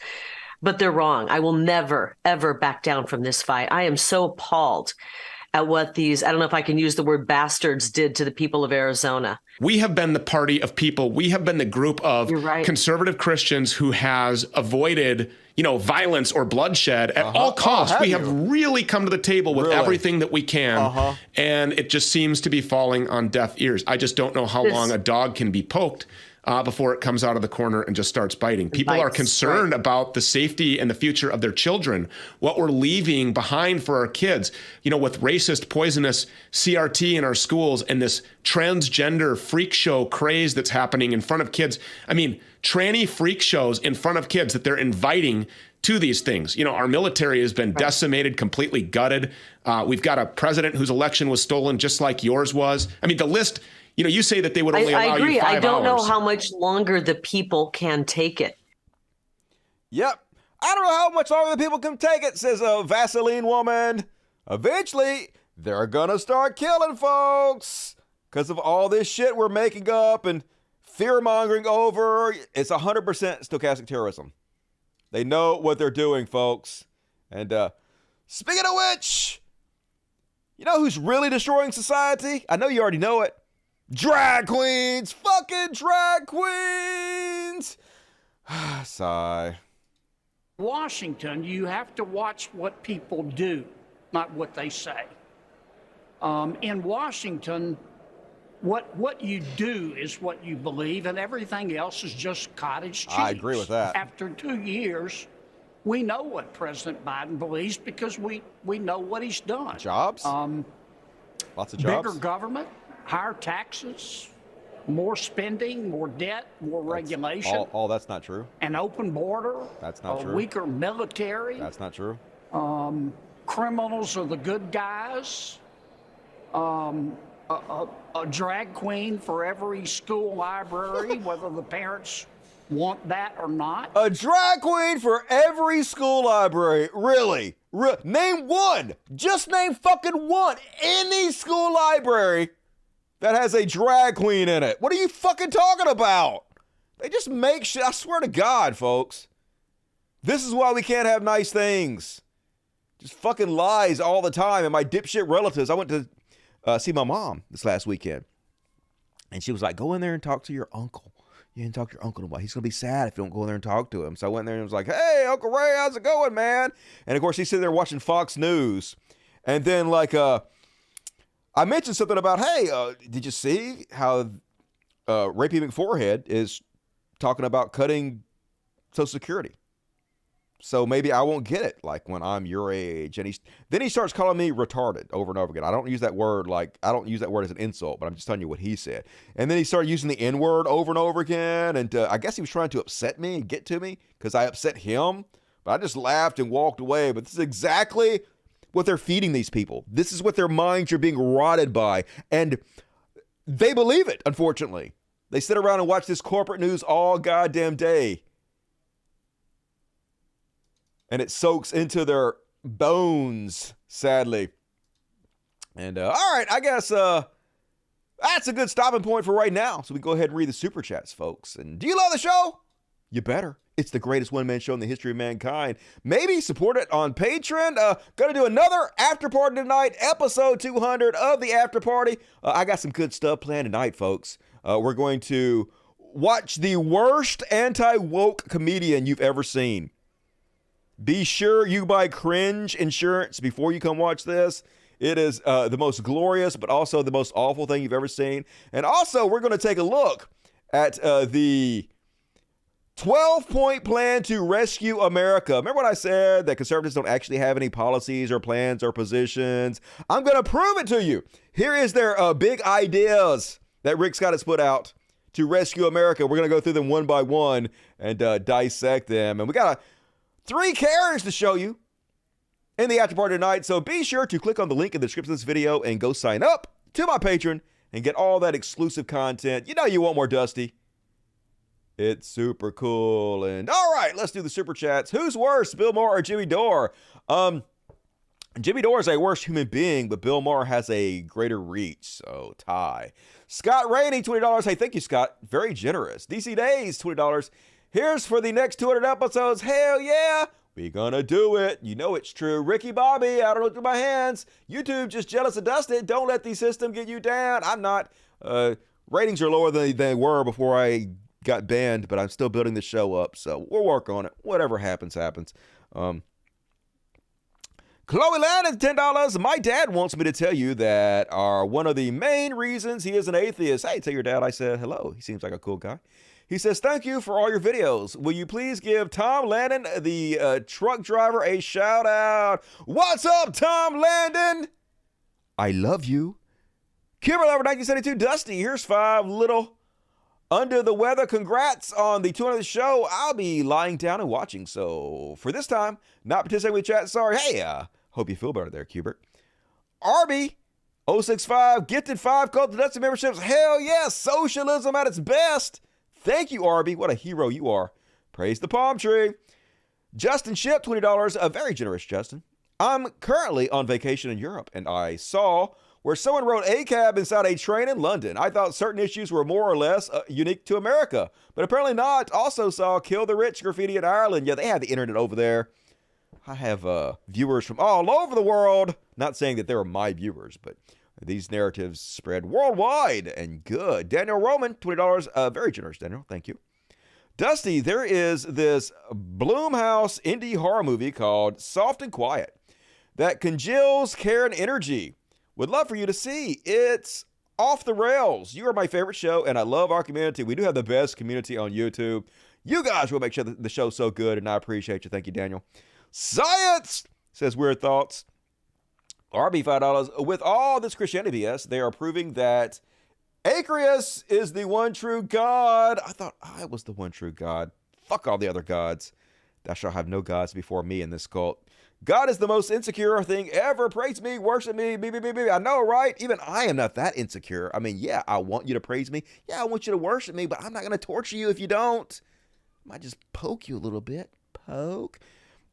Great show, says Norb's Adventures. What's up, Norbs? Good to see you tonight. $22 Canadian. I will take your fake funny money. Appreciate you. M. Martin is great. $5 Conservative Civil War is going to be fun to watch. I know it's already glorious. Conservatives think a lot about LGBTQ. Yep. Going to be a lot of accusations of pedophilia, I guarantee you. Rod Clark, what's up, Rod? Me and Rod was playing some Red Dead Redemption on PS5 the other night. I got to get back into that. And more socialism. Hell yeah, I'd love to see it. And you guys also can become Dust Buddies for $2.99 a month and get customized emojis to spend the chat with. So if you guys don't get gifted one, you can just join yourself. That's a great idea. Ideal Paradox. Glad you're back, Dusty. But YouTube still sucks. Yeah, what you gonna do? It's still the best platform, unfortunately. $4.99 from Jason Anderson. Steve Bannon. Looks like something Lou Dobbs coughed up. Yeah, neither one of them looking that great in their elder age, to be honest with you. And what the fuck, Yarb? Get the 50 subs? What? Holy shit. Got some generous people. It's amazing. At this rate, every single person is going to become a Dust Buddy before too long. So I better see some spammed ass chats. In fact, so many have been gifted. I probably have enough members now to add more customized emojis. So if you guys have ideas about what customized emojis you want, let me know. Hell yeah, we're going to work on that and do that. And thank you, Yarb. Tonight's champion of the show, Yarb. Fuck yes. And Diminox, $5. Love you, Dusty. Love you. But say figuratively, in my opinion, for stuff like can't wait till they kill themselves or the chud will flag the algorithm. Yeah, but it's live and sometimes you say shit you don't mean, so you have to correct yourself. Like I wish I was perfect and I could plan everything out in my head ahead of time and never make a mistake, but it's just not like that because it's live. You know what you gotta do the best I can. But thank you, appreciate it. And having to self-censor is BS, by the way. The chuds don't. I know, right?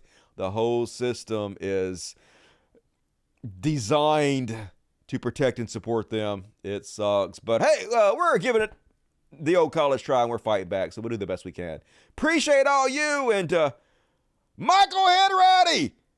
Hell yeah. I love me some Michael Hanratty. He's right out there with April and E as heroes of the show. Always bringing the big donations, big support.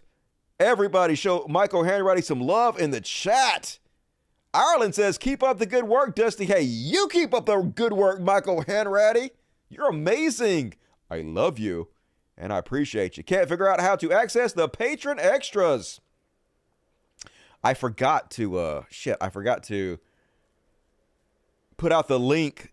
Usually there's like a section of YouTube that you leave comments on and stuff. It's like, I don't like Facebook. And I usually put the link to the patron only stuff for all the Dust Buddies on there, and I forgot to do it. So as soon as this show's over, before I start the patron only show, I will make sure I go add that comment and leave the link so all you people can go watch it. So check that section of YouTube after the show's over and get the link for the patron only stuff. And come join me tonight, because it looks like 50 of you will have access to it. 55. Rod gave you 5 and Yarb gave you 5. So 55 of you motherfuckers better be on the after party tonight. Gonna have a big party. Congrats on your 200th show. High as fucking laughing away. Hell yeah. You gotta laugh to keep from crying sometimes. And appreciate all you guys. Still plenty of chance to get your super chats in, folks. Gonna read all the rest of them at the end of the show. But we got, plenty of show left to go, folks. It's going to be a long one. Definite overtime. So now we're going to move right into a little section I like to call Twits. So you guys might be aware that Elon Musk is trying to create a huge controversial story out of a nothing burger called the Twitter Files. So what he has done is he has released only half of the information on purpose because he wants a one-sided narrative.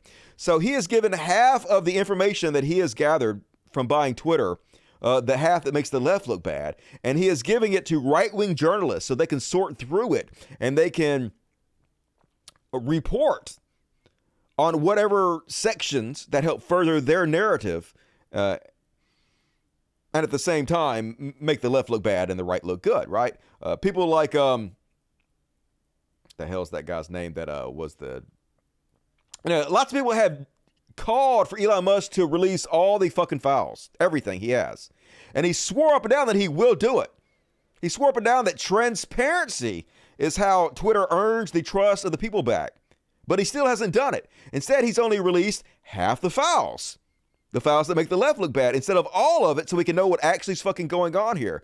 So the reason they're doing this is to try to create and spread this narrative that Twitter was run by these left-wing woke idiots who were trying to suppress right-wing voices, and that them doing this actually helped interfere in the election and get Biden elected. Which, even if that was true, it's not. Even if that was true, though, Twitter is a private company.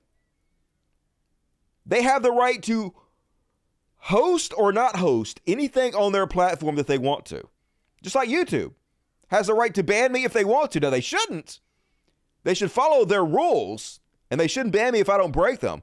But I'm very consistent about this. They absolutely have the right to do it if they want to. It's their platform. It is not a violation of free speech if Twitter decides they don't want people that spread conspiracy theories or spread lies that can lead to violence on their platform. That they have every right to do that. Now, it might be a violation of free expression, but it's not a First Amendment issue whatsoever. Just like the Washington Post has no obligation to post anything on the front page of the Washington Post they don't want to. There are no obligation to run an op-ed from Donald Trump if they don't want to. It's a private company. They can do what they want to with it, right? So this has nothing to do with the First Amendment. This has nothing to do with any illegal activity whatsoever, even if it was true, but it's not even true. That's the point. Left-leaning people get banned all the time for Twitter. Case in point, me, my account that took me 10 years to build up, permanently fucking banned. Happens all the time.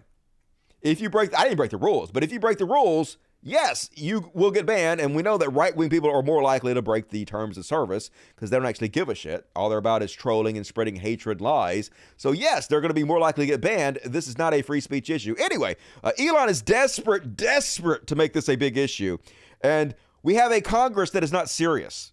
This is not a serious party. So they spend all their time bitching about open borders and inflation and gas prices. So what do? Now that they have control of the House,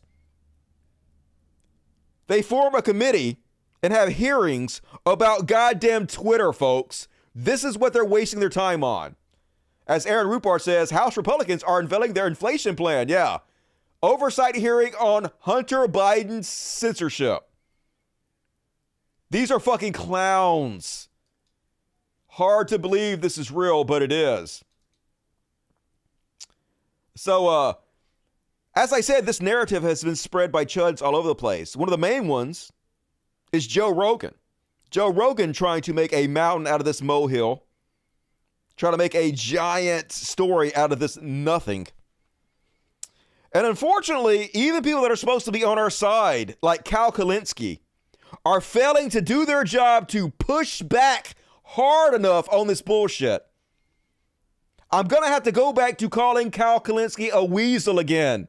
He just kind of got back on my good side and now fucking weasel again. So here Joe Rogan going to start spreading these lies, this bullshit, this right-wing narrative about the Twitter files with very little, feckless, I would call it, pushback by Kalinske. Angering bullshit. One of the best examples of that is the Twitter files. You see no coverage of this on CNN. I've seen coverage of it everywhere. And CNN, Joe Rogan, is now run by a Trump supporter. CNN has no reason to hide anything that makes conservatives look good. They're literally run by conservatives now, you fucking liar. And yes, they're covering it. Yes, they're covering the fucking hearings that Republicans have put on. You fucking douchebag. No coverage of this astounding collusion between intelligence agencies and a social media network to suppress accurate information that would harm the political party that's in power. So what he's doing here is he's spreading this lie. And this lie is that the FBI came into Facebook and Twitter and told them that they should suppress the Hunter Biden story. But this is a complete fucking lie. This is a misrepresentation of what Mark Zuckerberg said when he was on the show, and he's clarified since then. What he said was, the FBI came to Twitter, the FBI came to Facebook, and they told them, hey, watch out for Russian disinformation campaigns because we have intelligence that they might be planning to do more disinformation campaigns. And we already know that they've done this before. They've made documentaries about it, where they went inside the Russian troll farms and they showed what they're doing. So we know this is happening. Well, Facebook's already admitted that they have the evidence, the analytics, that show that Russians bought a lot of ads to try to influence our elections. So they didn't mention Hunter Biden at all. They just told them, hey, just look out for this disinformation campaign. And so Facebook, on their own, without the FBI telling them anything about Hunter Biden, decided to suppress some Hunter Biden stories because they thought they were disinformation.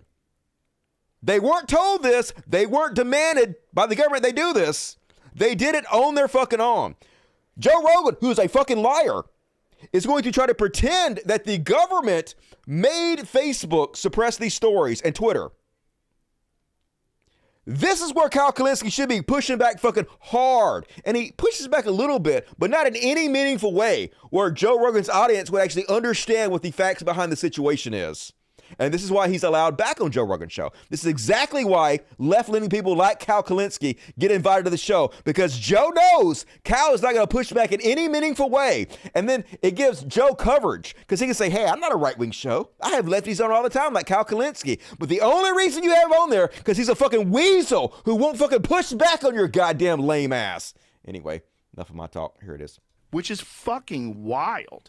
It's wild that the news isn't covering this because, like, they are arguably that's as big a scandal as Watergate. It's as big a scandal as any other times in the past where we've found that there's been some really shady shit going on that would change the way people would see a narrative. Remember when you had Mark Zuckerberg on Yes. And Zuckerberg was like, yeah, the FBI reached out to us and they said, hey, there's going to be a disinformation dump from Russia coming. And so we were ready when the Hunter Biden thing dropped. Yeah. And it's like, okay, well, this is a perfect example of they were just wrong. They said, oh, this isn't Hunter Biden's laptop. It's no big deal.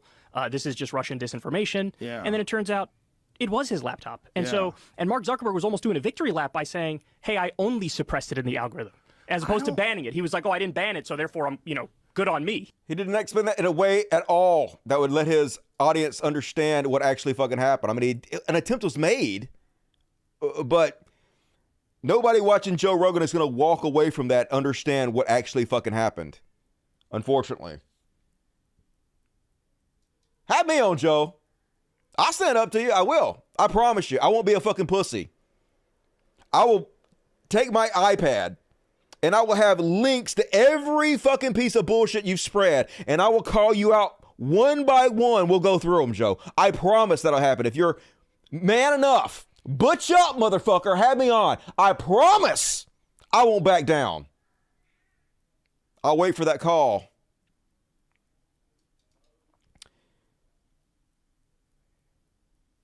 So this is why they're claiming that this is so important. Congress needs to take up investigations about what Twitter, a private company, decided to do. Lauren Boebert says 71% of Americans believe accurate reporting of Hunter Biden's laptop would have changed the 2020 election outcome. That's a lie. Obviously, she's fucking starting off with a goddamn lie. This isn't some nothing story. It is. This cover-up altered the history of our nation forever. So it's not 71% of Americans.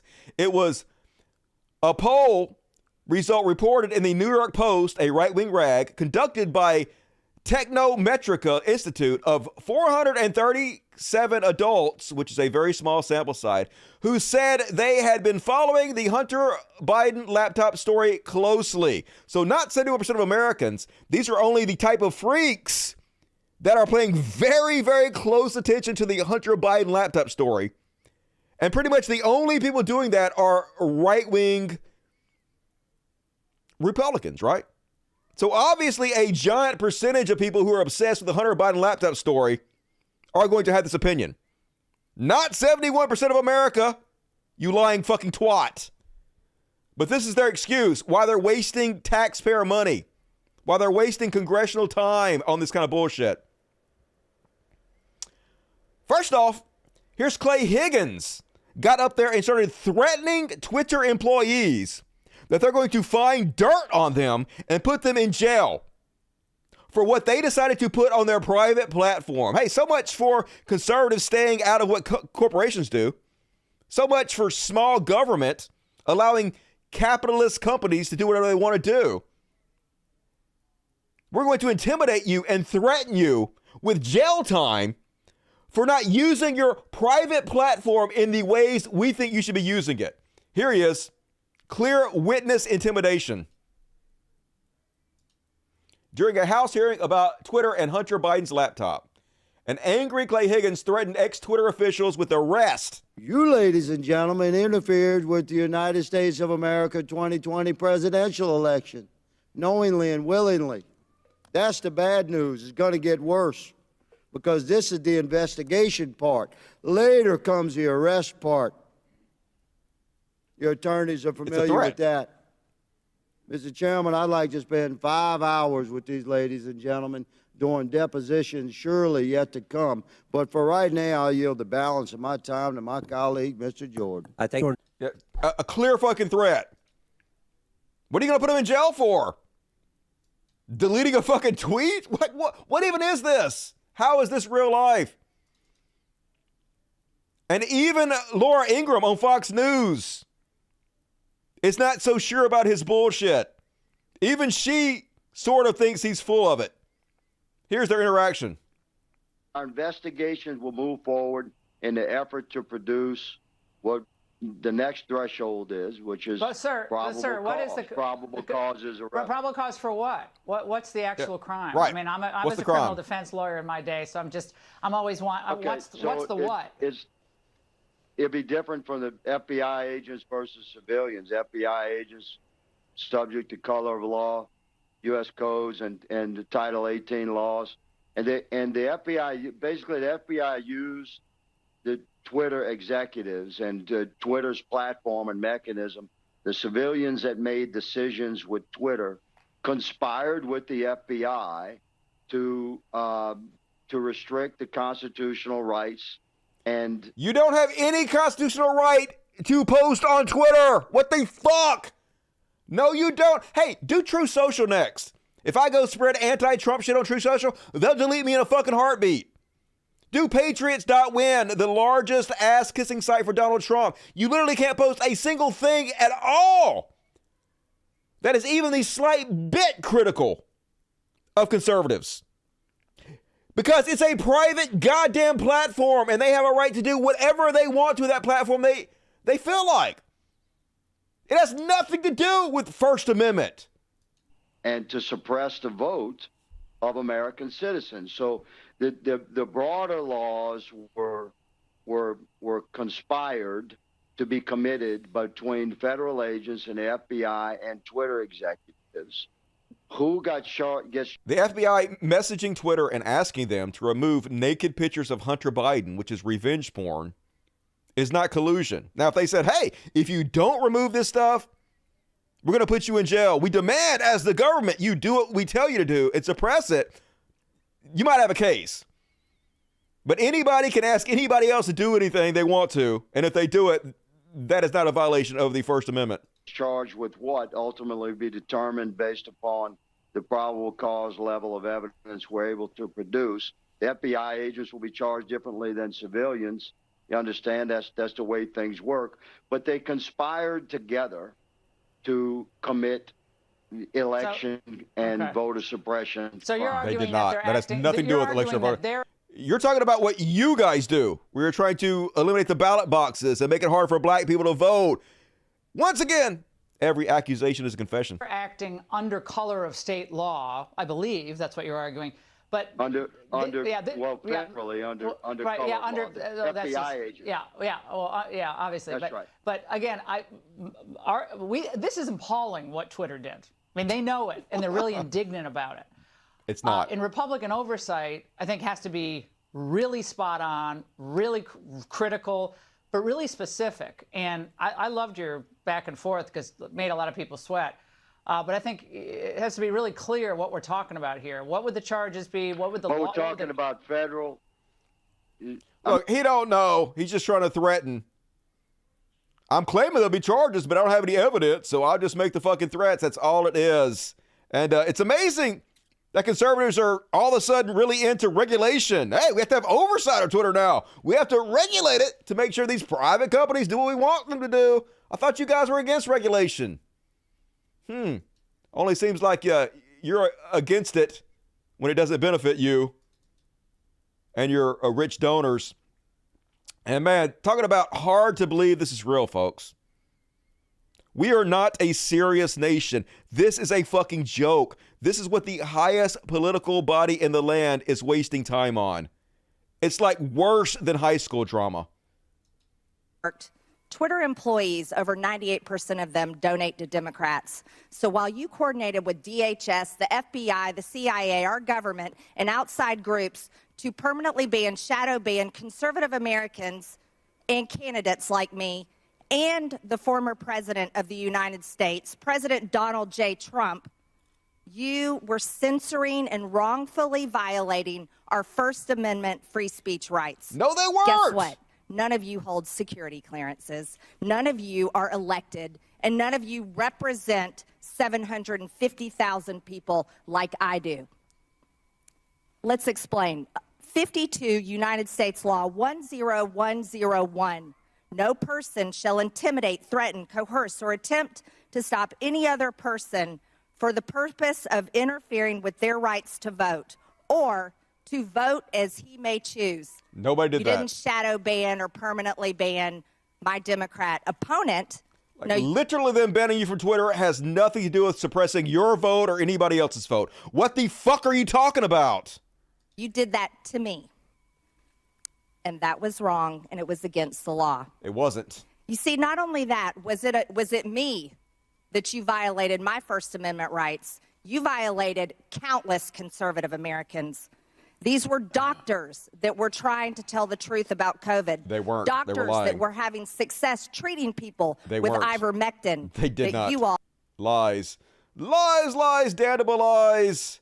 Just hard to believe. And the Lauren Boebert shit is even harder to believe this is real, folks. How is this real life? Mr. Roth, Miss Gaddy, did either of you approve the shadow banning of my account at Lauren Boebert? Yes or no? No, I did not.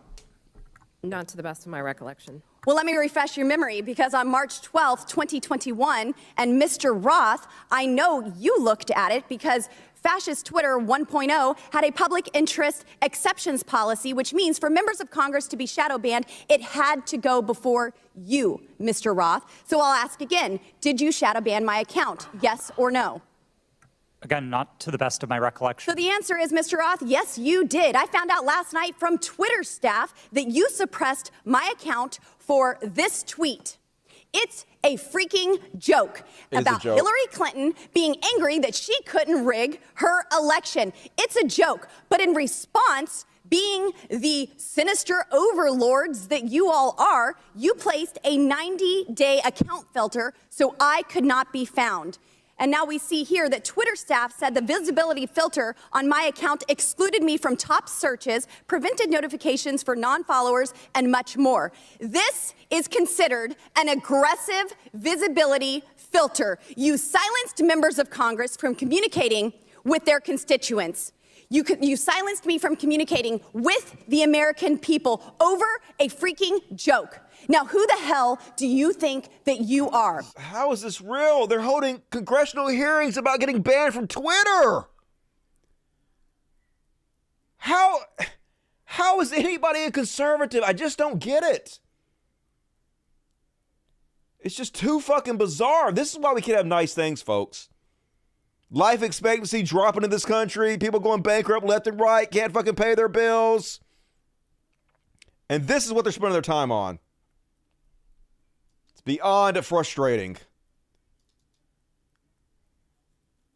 And lizard person, Gosser, couldn't even get anybody to understand what the fuck he was saying. Roth, are you familiar with it? No, sir, I'm not. Once again, I'd like a yes or no from each of the witnesses. Did you apply labels to users with an administrative tool to downrank them? Mr. Baker. I'm sorry, sir. I'm having a very hard time hearing your questions. Ms. Gaddy. I'm having the same problem, sir. Can you please repeat the question? Mr. Roth. I'm not sure I understood the question, sir. Well, oh my God, dude. I'm asking you, did any Roth, are you familiar with it? It's just not a serious No, sir, I'm country. not. It's just a fucking joke. It's a bad goddamn joke. How is this fucking real, y'all? And of course, Trump out there claiming victory from this embarrassment. He's like, watch the Twitter hearings going on right now in Washington. They admit that the presidential election of 2020 was rigged and stolen. Spoiler alert, they did not. They're so desperate. They couldn't prove any kind of voter fraud, and now this is what they're going for. See, I was right all along, because the people that lied got banned from Twitter for a little while, so I'm the president, y'all. Just goddamn so pathetic and desperate.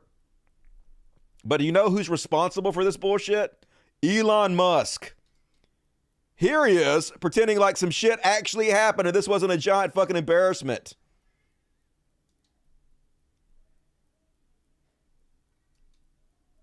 This is it. Let's see. Nope, that's not it. God damn it. Anyway, before we get there, folks, I'll show you that in a second. But as I said, the entire thing is bullshit. The entire premise that these lies are built upon is bullshit. As pointing out in this Rolling Stone article, Twitter kept entire database of Republican requests to censor posts. Both sides were doing it. Their claim is that Donald Trump's FBI was singling out right-wingers and conspiring with the left to make sure Trump didn't get reelected. Trump's own government. That's who was doing this. But the truth was both sides were sending requests in to Twitter for things they thought should be looked at. And sometimes Twitter would look at them and they would remove them, and sometimes they wouldn't. When the White House called up Twitter in the early morning hours of September 9, 2019, officials had what they believed was a serious issue to report. Famous model Chrissy Teigen had just called President Donald Trump a pussy-ass bitch on Twitter, and the White House wanted the tweet to come down. That exchange revealed during Wednesday's House Oversight Committee hearing on Twitter by Representative Jerry Connolly and others like it are nowhere to be found in Elon Musk's Twitter files releases, because he's only released half of them, which have focused almost exclusively on requests from Democrats and the feds to the social media company. Elon Musk is not arguing in good faith. He's a fucking liar. The newly empowered Republican majority in the House of Representatives is now devoting significant resources and time to investigating this supposed collusion between liberal politicians and Twitter. Some Republicans even believe the release of the Twitter files is the tip of the spear of their crusade against alleged liberal bias of big tech. But former Trump administration officials and Twitter employees tell Rolling Stone that the White House's Teigen tweet demand was hardly an isolated incident. The Trump administration and its allied Republicans in Congress routinely asked Twitter to take down posts they objected to. The exact behavior that they're claiming makes President Biden, the Democrats, and Twitter complicit in the anti-free speech conspiracy to muzzle conservatives all online. So it's all bullshit. Of course it is. Of course they're fucking liars. But they got the second most richest man in the world who has incredible power helping them spread these lies. Once again, fuck all you Tesla owners out there. Shame on you. I'm not going to make jokes about what should happen to Teslas anymore, though. I got in trouble about that. And at least we had a few heroes on the front line to push back on this bullshit narrative, like AOC. I just want to start off right here at the top here. This isn't even my line of questioning, but I'd like to submit to the record a Washington Post article now warning about Hunter Biden laptop disinformation, the guy who leaked it. Here's the deal. Before I even get into my questions, I think that the story here with the Washington Post reporting is that what they're saying right here, when the New York Post first reported in October 2020 that it had obtained contents of a laptop computer allegedly owned by Joe Biden's son Hunter, there was an immediate roadblock faced by other news outlets that hoped to corroborate reporting, as many did. The newspaper wasn't sharing what it obtained. New York Post had this alleged information and was trying to publish it without any corroboration, without any backup information. They were trying to publish it to Twitter. Twitter did not let them, and now... That's the longer clip. The shorter clip, she talks about how Twitter literally changed their rules to ensure Donald Trump would not be banned. Here it is. Into it. Ms. Navarrete, let's talk about something real. I'd like to show you a tweet posted by former President Trump about my colleagues and I on July 14, 2019. It says in part, quote, "Why don't they go back and help fix the totally broken and crime-infested places from which they came? Then come back and show us how it's done. These places need your help badly. You can't leave fast enough. I'm sure that Nancy Pelosi would be very happy as quickly to work out free travel arrangements." A day or two after that, Donald Trump publicly incited, violence at a rally, targeting 4 congresswomen, including myself, saying, "Go back to where you came from." Ms. Navarrete, as I understand it, you were the most senior member of Twitter's content moderation team, or a senior member of Twitter's content moderation team when this was posted. As part of your responsibilities, did you review this tweet? Yes, it was my team's responsibility to review these tweets. And what did you conclude? My team, Ray, made the recommendation that for the first time we find Donald Trump in violation of Twitter's policies and use the public interest interstitial. For the first time? Yes.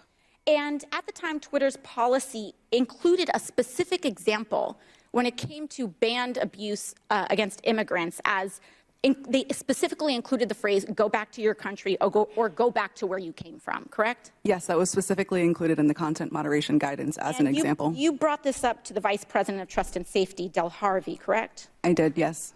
And she overrode your assessment, didn't she? Yes, she did. And something interesting happened after she overrode your assessment. A day or two later, Twitter seemed to have changed their policies, didn't they? Yes, that trope, go back to where you came from, was removed from the content moderation guidance as an example. So Twitter changed their own policy after the president violated it in order to potentially accommodate his tweet? Yes. Thank you. Oh my God, collusion! Collusion! That just proves that they interfered in our election to try to make Trump win, isn't it? Doesn't the logic go both ways? It doesn't. And another hero of these hearings, and it's so crazy we actually have to have these hearings on tweets in this trash fucking country. Mr. Frost!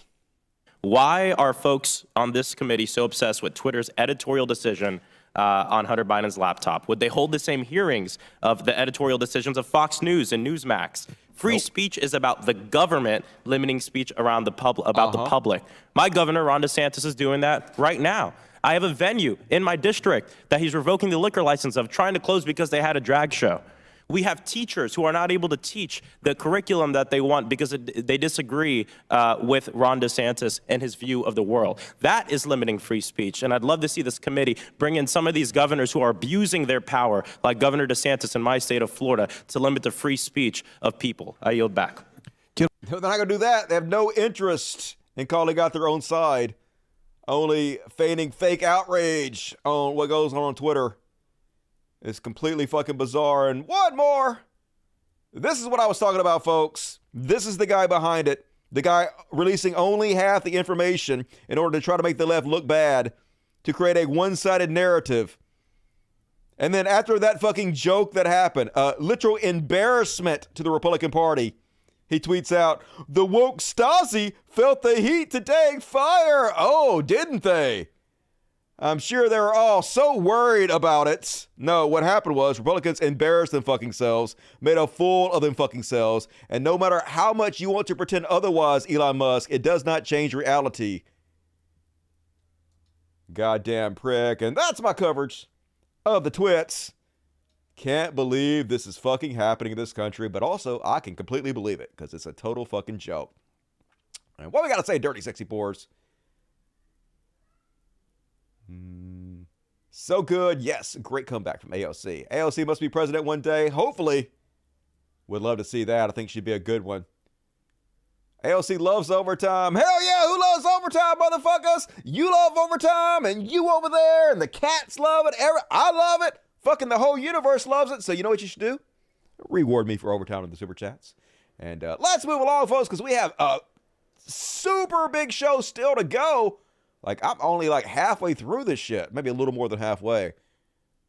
God damn it, I worked hard this week. Gotta do a little section odds call. He shall be Elon. Didn't load up the graphic, but we don't need no graphics. Who needs graphics? And I agree with Paris Marx. Elon thrives on making these same promises over and over and over again. Here he was in 2012. Over 10 years ago, almost 11 years ago, Elon says, "I think we will see people on Mars in less than 20 years. 12 to 15 years most likely." That's right, folks. It's been 11 years, so I guess a year from now it's going to happen. Isn't that right? So that was 10 years ago. Here's what he's saying now. Hopefully humanity will reach Mars in 20 years. What happened to 12 to 15? Now it's 20, and it's already 10 years later. How are we getting further away after 10 years, Elon Musk? It's almost like you're completely fucking full of shit. Remember when you used to talk about that and aim towards it as your goal, and now you just fucking run Twitter and shit and tweet all day and do tech support for cat turd? Doesn't seem like much of an evolution there. And then, on he shall be Elon. They're canceling all the legacy blue check marks. You know, the only blue check marks that actually mattered, that let us know which companies were real so we could get valid information. And especially in the future where we're bombarded every single day with deep fakes, AI, where it's going to be very hard to tell truth from fiction. What's real from what's fake. He's removing that, folks. Got to start charging $1,000. And of course, according to him, hey, it's the legacy accounts that are the problem. Legacy blue checks will be removed soon. Those are the ones that are truly corrupt. Literally never had a single problem with legacy account, folks. The only ones that were corrupt were the assholes and trolls who pay $10 a month to have that blue check mark. He's such a fucking liar, man. But they don't care, you know. They don't actually care about the truth in any meaningful way. Even Jack Dorsey, that's the guy I was trying to think of before. Even Jack Dorsey making fun of Elon Musk, but too late, Jack. Remember, Jack, when you came out and you said, hey, if one person could buy Twitter, if I could pick one person to own Twitter, I would choose Elon Musk because I believe he is the one who will protect the light of humanity. Or what the fuck bullshit you said? Remember that? Remember that douchebag? And now he cracking jokes about Elon because Twitter has been down a lot recently. Has not been doing very well. Too little, too late, Jack. Even though if he did start a competing website, I would go there instantly. And then, did you guys hear about the whiny piss baby that is Elon Musk firing his own engineers for telling him the truth? Talk about Trumpian. Completely fucking thin-skinned. In December, Twitter unveiled Views, a feature of dubious value that new owner Elon Musk hoped would demonstrate the true reach of users' posts. In theory, this impression count, which is supposed to tick upward whenever someone sees a post, whether they engage with it or not, would function a bit like the viewer stats on apps like TikTok or YouTube. In practice, most Twitter users learn to ignore it. Except, of course, for Musk himself, aka the chief twit. Despite boasting an audience of 128.5 million followers, the company's CEO is reportedly dissatisfied with his level of visibility on the site, according to a report published Thursday in the tech newsletter Platformer. Musk convened some of what little staff he has left at the company and demanded to know why his tweets were underperforming. It's easy to understand. At first, when he first took over Twitter, his antics were more interesting. People want to tune in to watch the fucking train wreck. But as time went on and people just learned that he's just a fucking dipshit, he's just a Trump 2.0, just a thin-skinned douchebag, interest in his bullshit dropped off. He's just another chud. And that gets boring when he continues to do the same shit over and over again. So people stop paying attention. It doesn't take any engineer to come in and really figure this shit out. It's pretty obvious. But he didn't want to hear that. Somebody actually told him that. This is ridiculous, he reported. He reportedly said in the Tuesday meeting, I have more than 100 million followers, and I'm only getting tens of thousands of impressions. Musk's complaint followed an experiment meant to test his engagement days earlier, once again following advice from the site's right-wing trolls, who had come to the paradoxical conclusion that setting your account to private actually boosted your views. And I don't know if you guys caught this when they were doing it, but all the right-wing accounts set their accounts to private because they convinced each other that made you get more views and more engagement and stuff. Of course, it's all bullshit. No one is oppressing them. They just have an oppression fetish where they have to play the victims constantly. Even if they get millions and millions and millions of views, it's not enough. And somehow they are being shadow banned in their minds.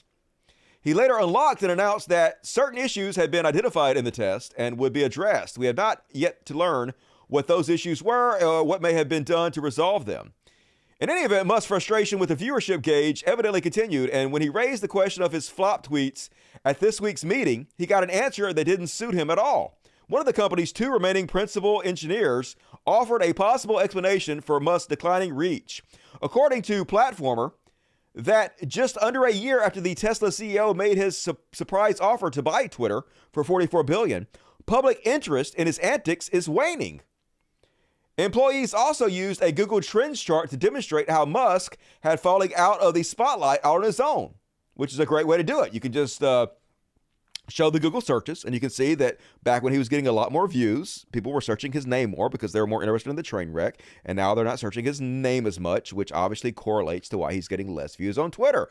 All makes perfect sense to any kind of intelligent person who is not guided by their own ego, but that doesn't include Elon Musk, of course, because immediately, "You're fired! You're fired!" Musk allegedly told the top engineer who had offered this narrative. Platformer withheld the person's name in light of the harassment Musk and has directed at former Twitter employees. Rolling Stone has reached out to Musk, who has yet to confirm or deny this version of events, which means it's true. But the mercurial billionaire, it seems, has not deviated from his search for an operating glitch or algorithmic reason to account for his waning prominence on the platform. Internally, the atmosphere is tense.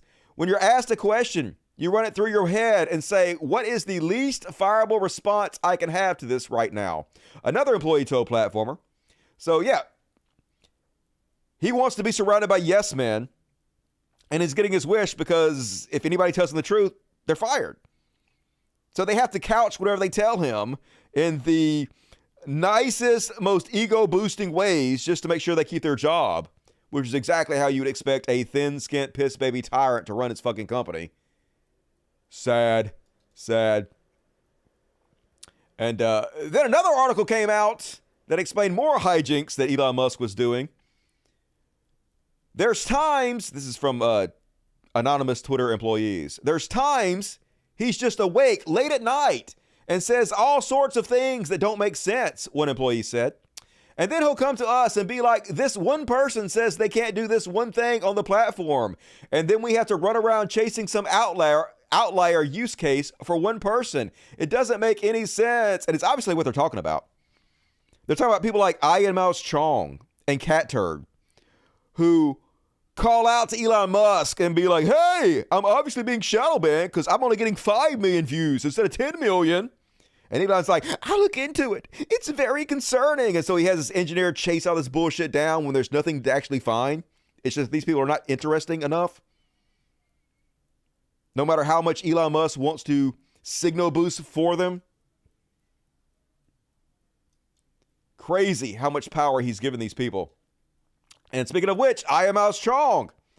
So Elon, he just says bullshit, right? Going forward, Twitter will be broadly accepting of different values rather than trying to impose its own specific values on the world. Isn't this what you've always claimed you've been doing? I can translate this for you. More right-wing content, folks. You can expect to see more right-wing content on your front page. That's what he means here. But of course, I am Mouse Chong takes the opportunity to ensure he can be more transphobic on the platform. He says, get rid of the misgendering rule. It was a part of Twitter's insistence on forcing its values on the world. Or, just not harassing people. Twitter doesn't actually give a shit about insisting on forcing their values on the world. Twitter just wants to make advertising dollars. And if you have a bunch of transphobes, a bunch of bullies, run people off the site, or make negative experience for Twitter's users, they're much less likely to advertise on your website. As always, conservatives just hate fucking capitalism when it doesn't back up their bigotry. Case in point, Meggie and Kelly retweeting Martina Navratilova, who asked a very good question. Why am I getting tweets on my feed from right-wingers? Fox News, etc. I didn't want that on my feed. Never happened until Musk took over. What the actual fuck? Yeah, that's a good point. Why am I seeing Cat Turd? Why am I seeing rapist Andrew Tate on my main timeline under the heading of education? I'm not subscribing to him. Why are you trying to force feed that down my throat? But of course, Megyn Kelly, this woman used to be one of the toughest in sports. Now she needs smelling salts because some right-wingers appeared in her Twitter feed. Motherfucker, you guys are literally holding congressional meetings over getting banned from Twitter, over having tweets removed. How is that not the same goddamn thing? Hypocrisy. Thou's name is conservatism. That's all they fucking do. And all right, that is my Elon coverage. What do we think about that? Love listening to AOC. She is a boss, that's for sure. Andrew Tate. Hopefully he's doing poorly. Cannot wait to misgender IML's wrong. He's definitely not a man. I don't know what he is. Not a woman. Not non-binary. Some kind of thing, I guess. Majin will cry if anybody calls her out. Of course she is. They're so fucking fake as shit. And move along, folks. Time for some Beyond Parody. I gotta click it over here. Boom. Beyond Parody.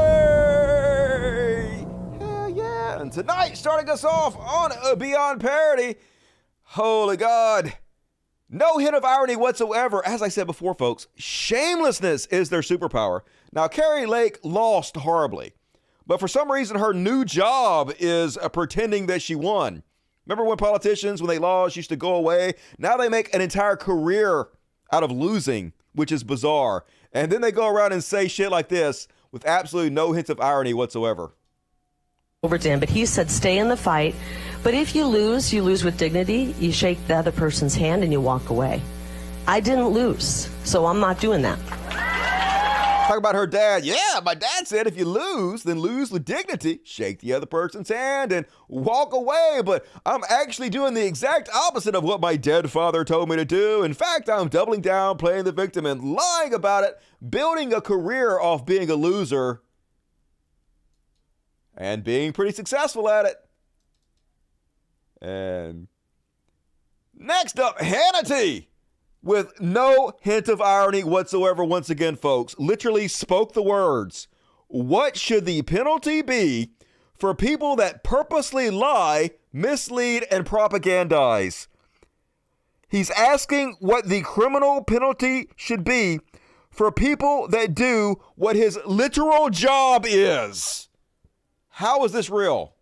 As it relates to Hunter's laptop. Okay, then they suppress the information.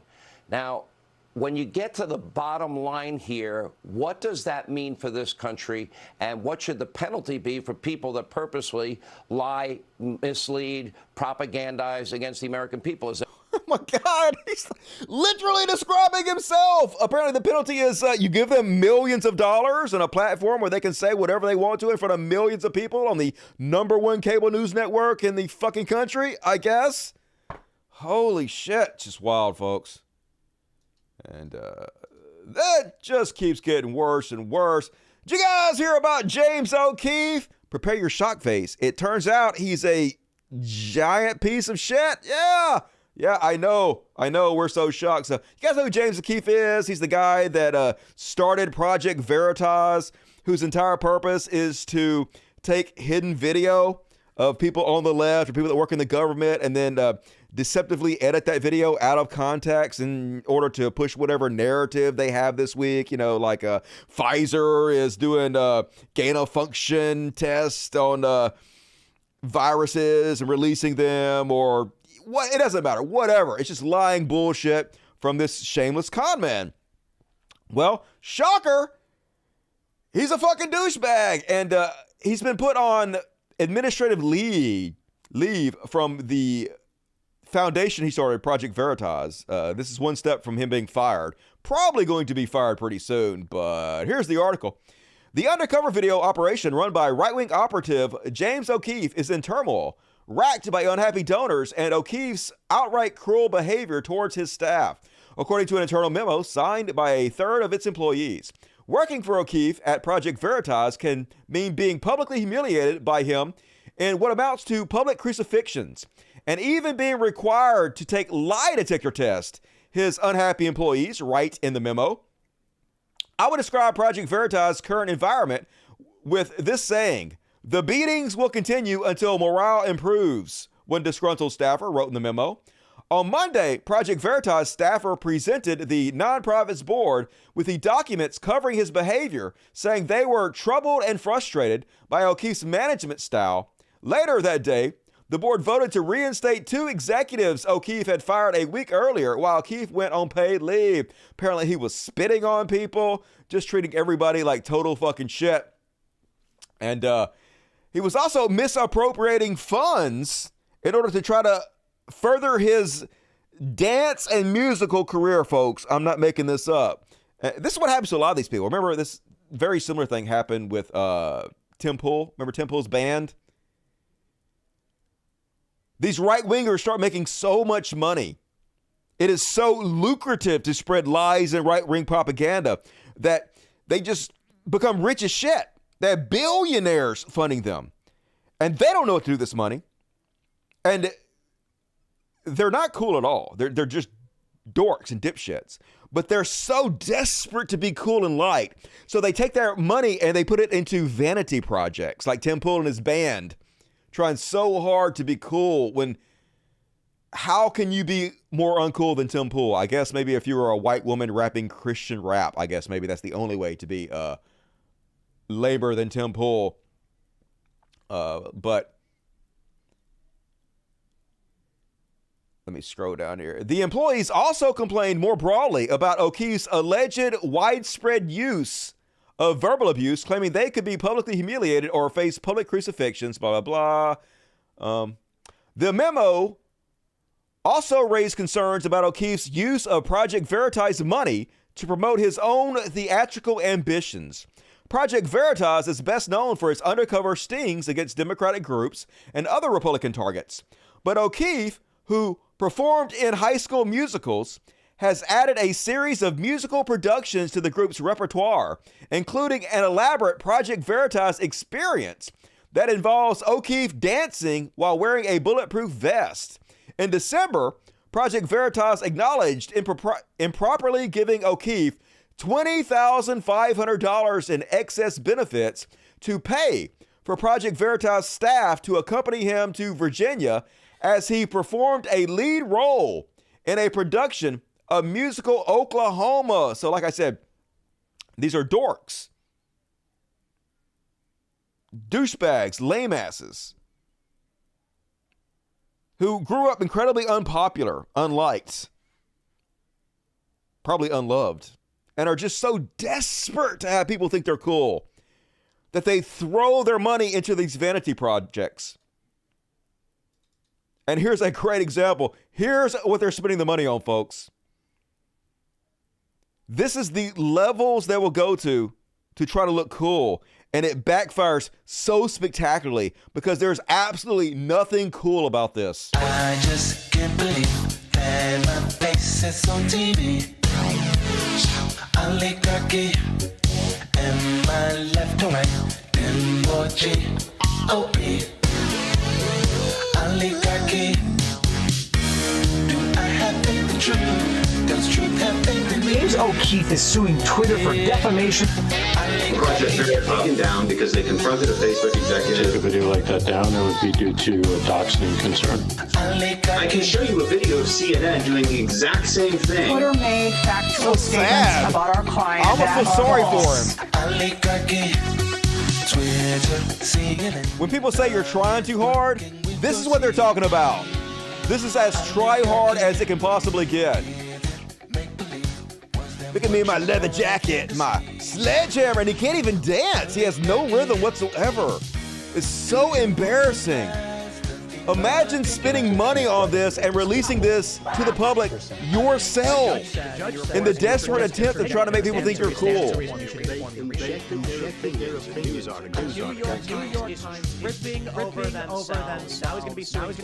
This is why this is on Beyond Parody. There's no way you can parody something like this.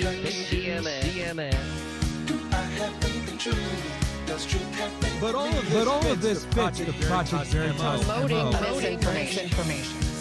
So cool! Oh my God! Project Veritas. Look how badass he is! Activist organization. God, he can't dance. Holy shit! Decide the truth. Go speak to evidence.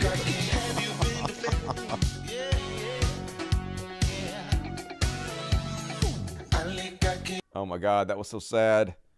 I almost feel sorry for him, but I can't because he's such a fucking tool bag. And then on the Beyond Parody, folks, you know who hates wokeness? Horses. At least according to Watermelon Head Sebastian Gorka, horses aren't woke. Totally. Horses understand mounted police force, the culture war, and this is why they refuse to walk on the rainbows. Not because they're dumb and don't understand what the fuck's going on. Brilliant. Brilliant. Horses hate rainbows. They're just totally fucking obsessed with wokeness.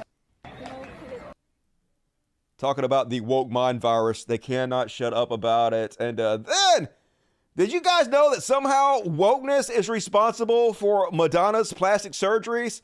I mean, it don't make any sense, but it's got to be true because End Wokeness got 46,000 likes by posting 2 pictures of Madonna and saying, wokeness destroys the mind, body, and soul. What the fuck does this have to do with wokeness?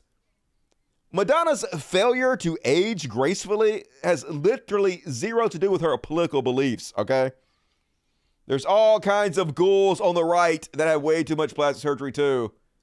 It's not political, goddammit, but like I said, it's the woke mind virus. They can't fucking help it. But at least we have the good liars to cheer us up. Here's a guy who super hates flag desecration. I hope he doesn't read what flag rules say about wearing flag clothing. So tell me about the shirt you've got on here. It's one I found on the internet. The flag is kind of in tatters and everything, and then it's kind of over the Constitution and all that.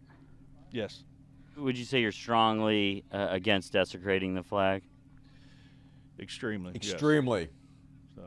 Not your style. Even though flag code says don't do this. I mean, unfortunately, they have the right. Unfortunately, they have rights. Do that. So unfortunate, their rights.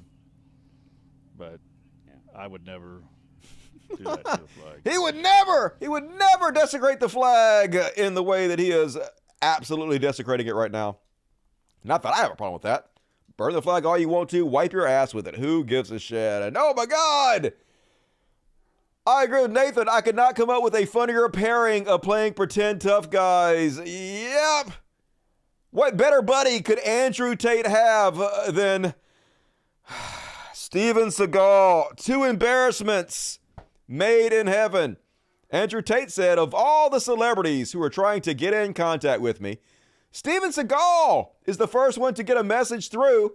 You can't stop Anakido Master. You could literally just slowly walk around that fat ass until he got winded and passed out. Would take nothing to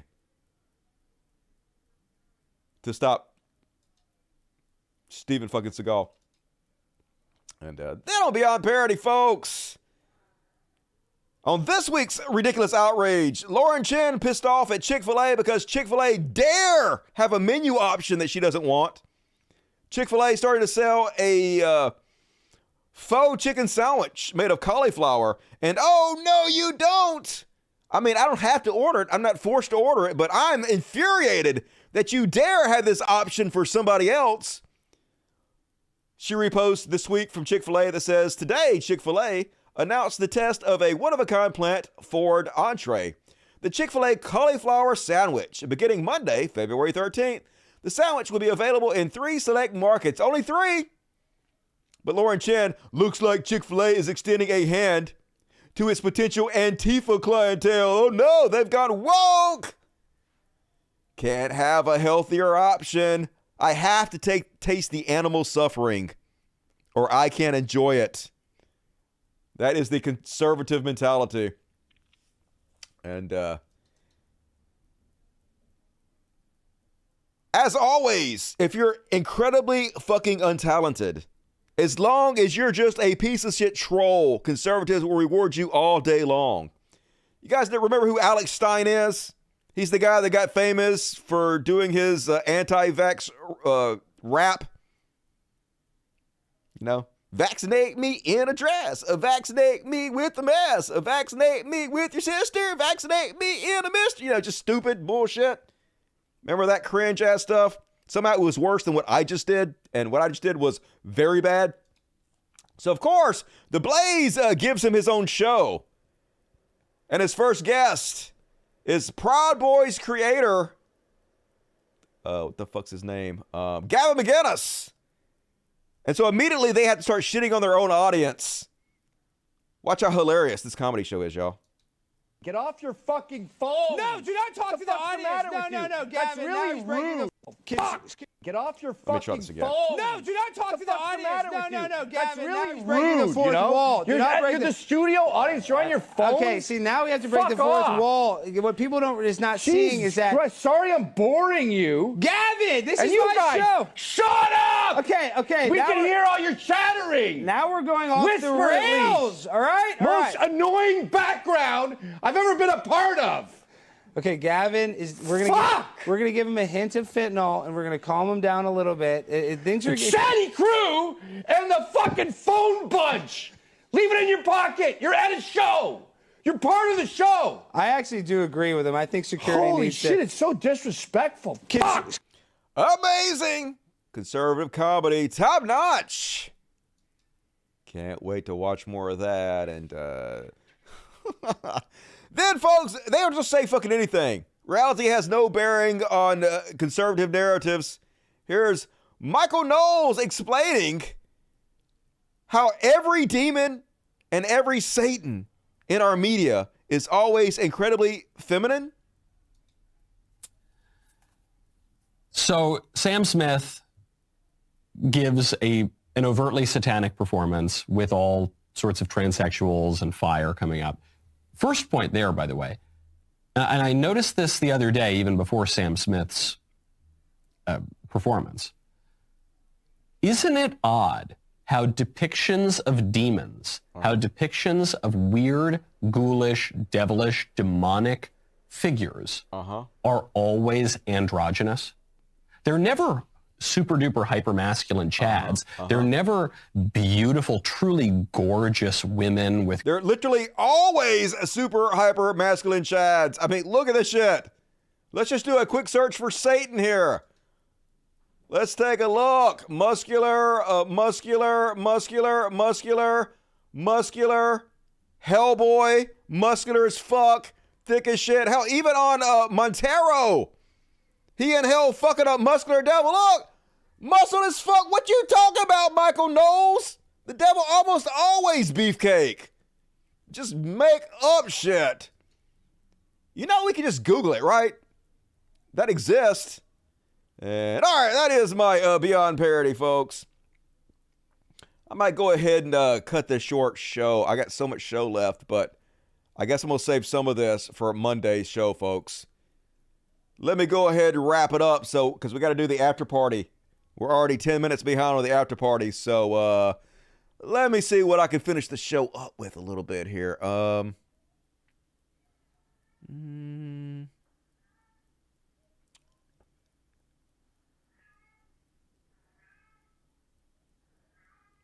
going to say, I guess I'll say the what the fuck and the trash world to Monday. I'll save the heroes to Monday. Let's just do the slow news week, shall we? Let's finish it up with some slow news week. I guess I'll go ahead and play the intro to it. Why not?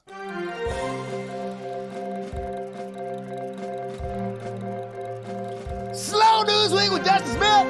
Yeah!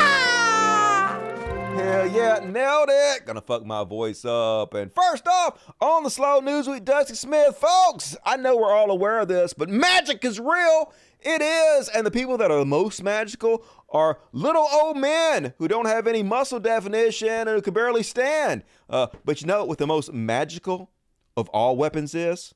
The towel. Don't believe me? Let's have a look. Fetch me a towel, Barbara. I feel dirty. Here it goes. Oh, shit! Oh, man, just fucked you up. You just got knocked the fuck out. Look! What you gonna do? You can't handle the towel. Firepower. He's rocking your world, folks. Nope, real. That's real. This is all real, folks. Shh. What's he gonna do? That guy, these are not fakes. They're not faking. He's just that good. Grandpa is a badass. Don't fuck with the towel, y'all. And then This is why the Twitter blue check marks were so important. To have a system you could actually trust to tell which accounts were legitimate and which are not. And this is why it's so harmful that Elon Musk is discontinuing them all. This is the future, folks. 11 Labs is showcasing their new AI voice cloning technology. It's already really good. Imagine how good it's going to be in 5 years. For you, not as an expert, but as a concerned citizen. One of the 400,000 people who marched in the streets of New York on Sunday. And the billions of others around the world who want to solve our climate crisis. As an actor, I pretend for a living. I play fictitious characters, often solving fictitious problems. I believe that mankind has looked at climate change in that same way, as if it were a fiction. As if pretending that climate change wasn't real would somehow make it go away. But I think we all know better than that now. So this is the future, folks. Fake voices, fake videos. It's going to be really hard to tell fact from fiction. And we really need people that we can trust in order to sort it all out for us. And big ups to this hero who found the pettiest way to get back at his professor for banning laptops in the classroom.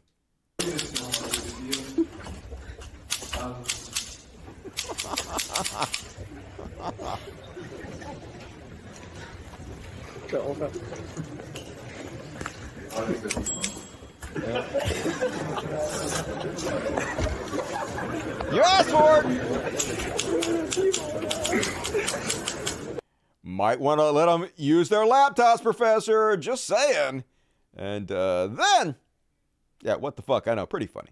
And then, apparently, this store doesn't want you to hit the door with your, what is that word? Bussy? Just saying. You don't tell me what to do with my bussy. I hit whatever I want to with my bussy store. Mind your business. Fucking assholes. And,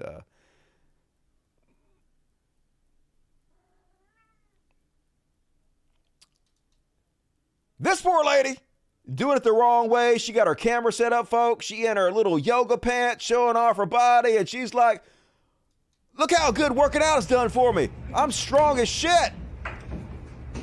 This is the way you do this.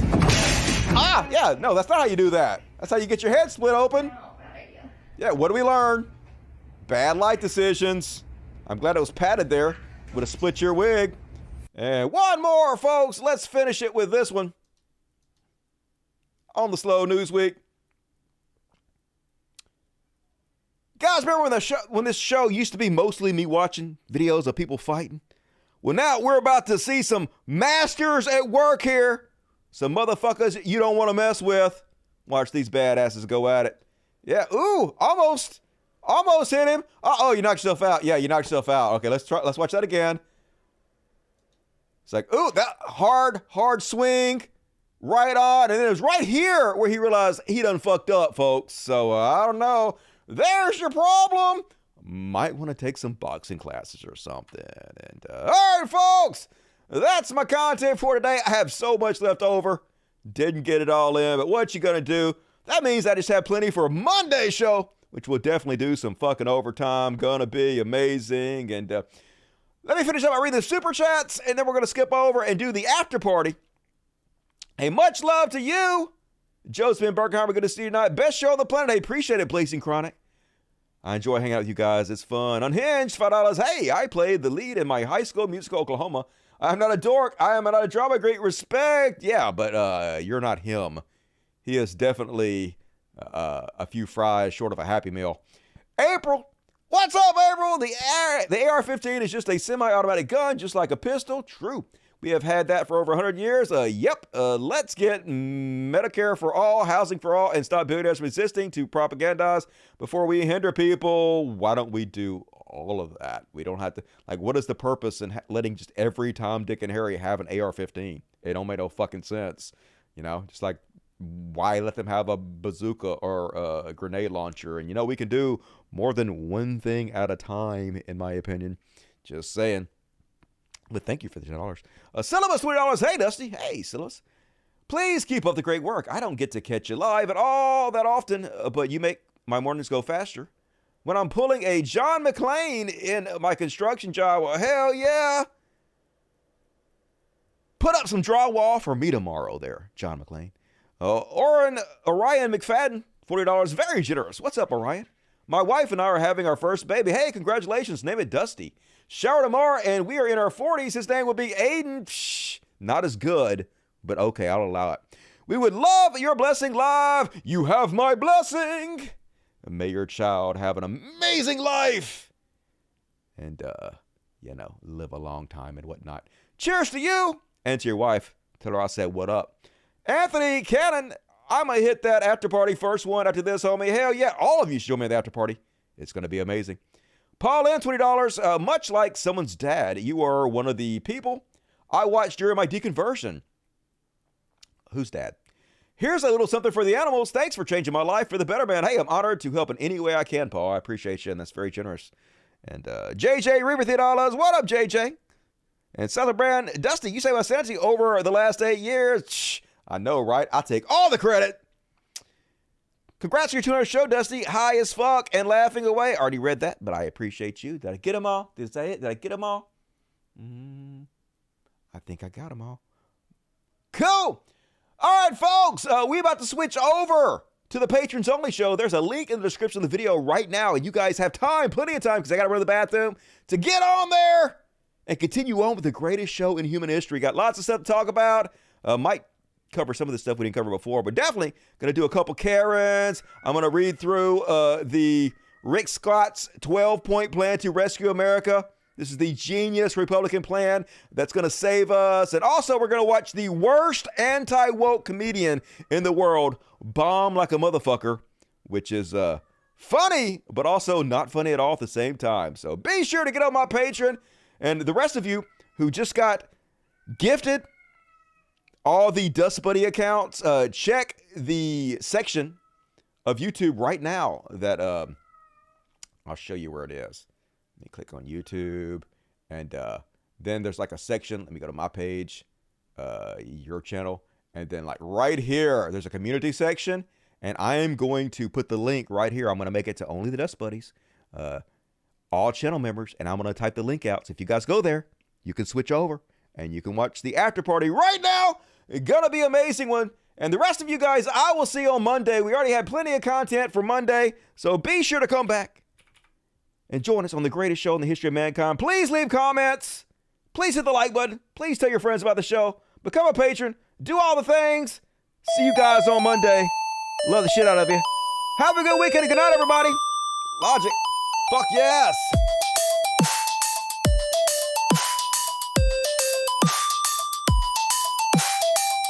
Wobble, wobble. Wobble, wobble. Wobble, wobble.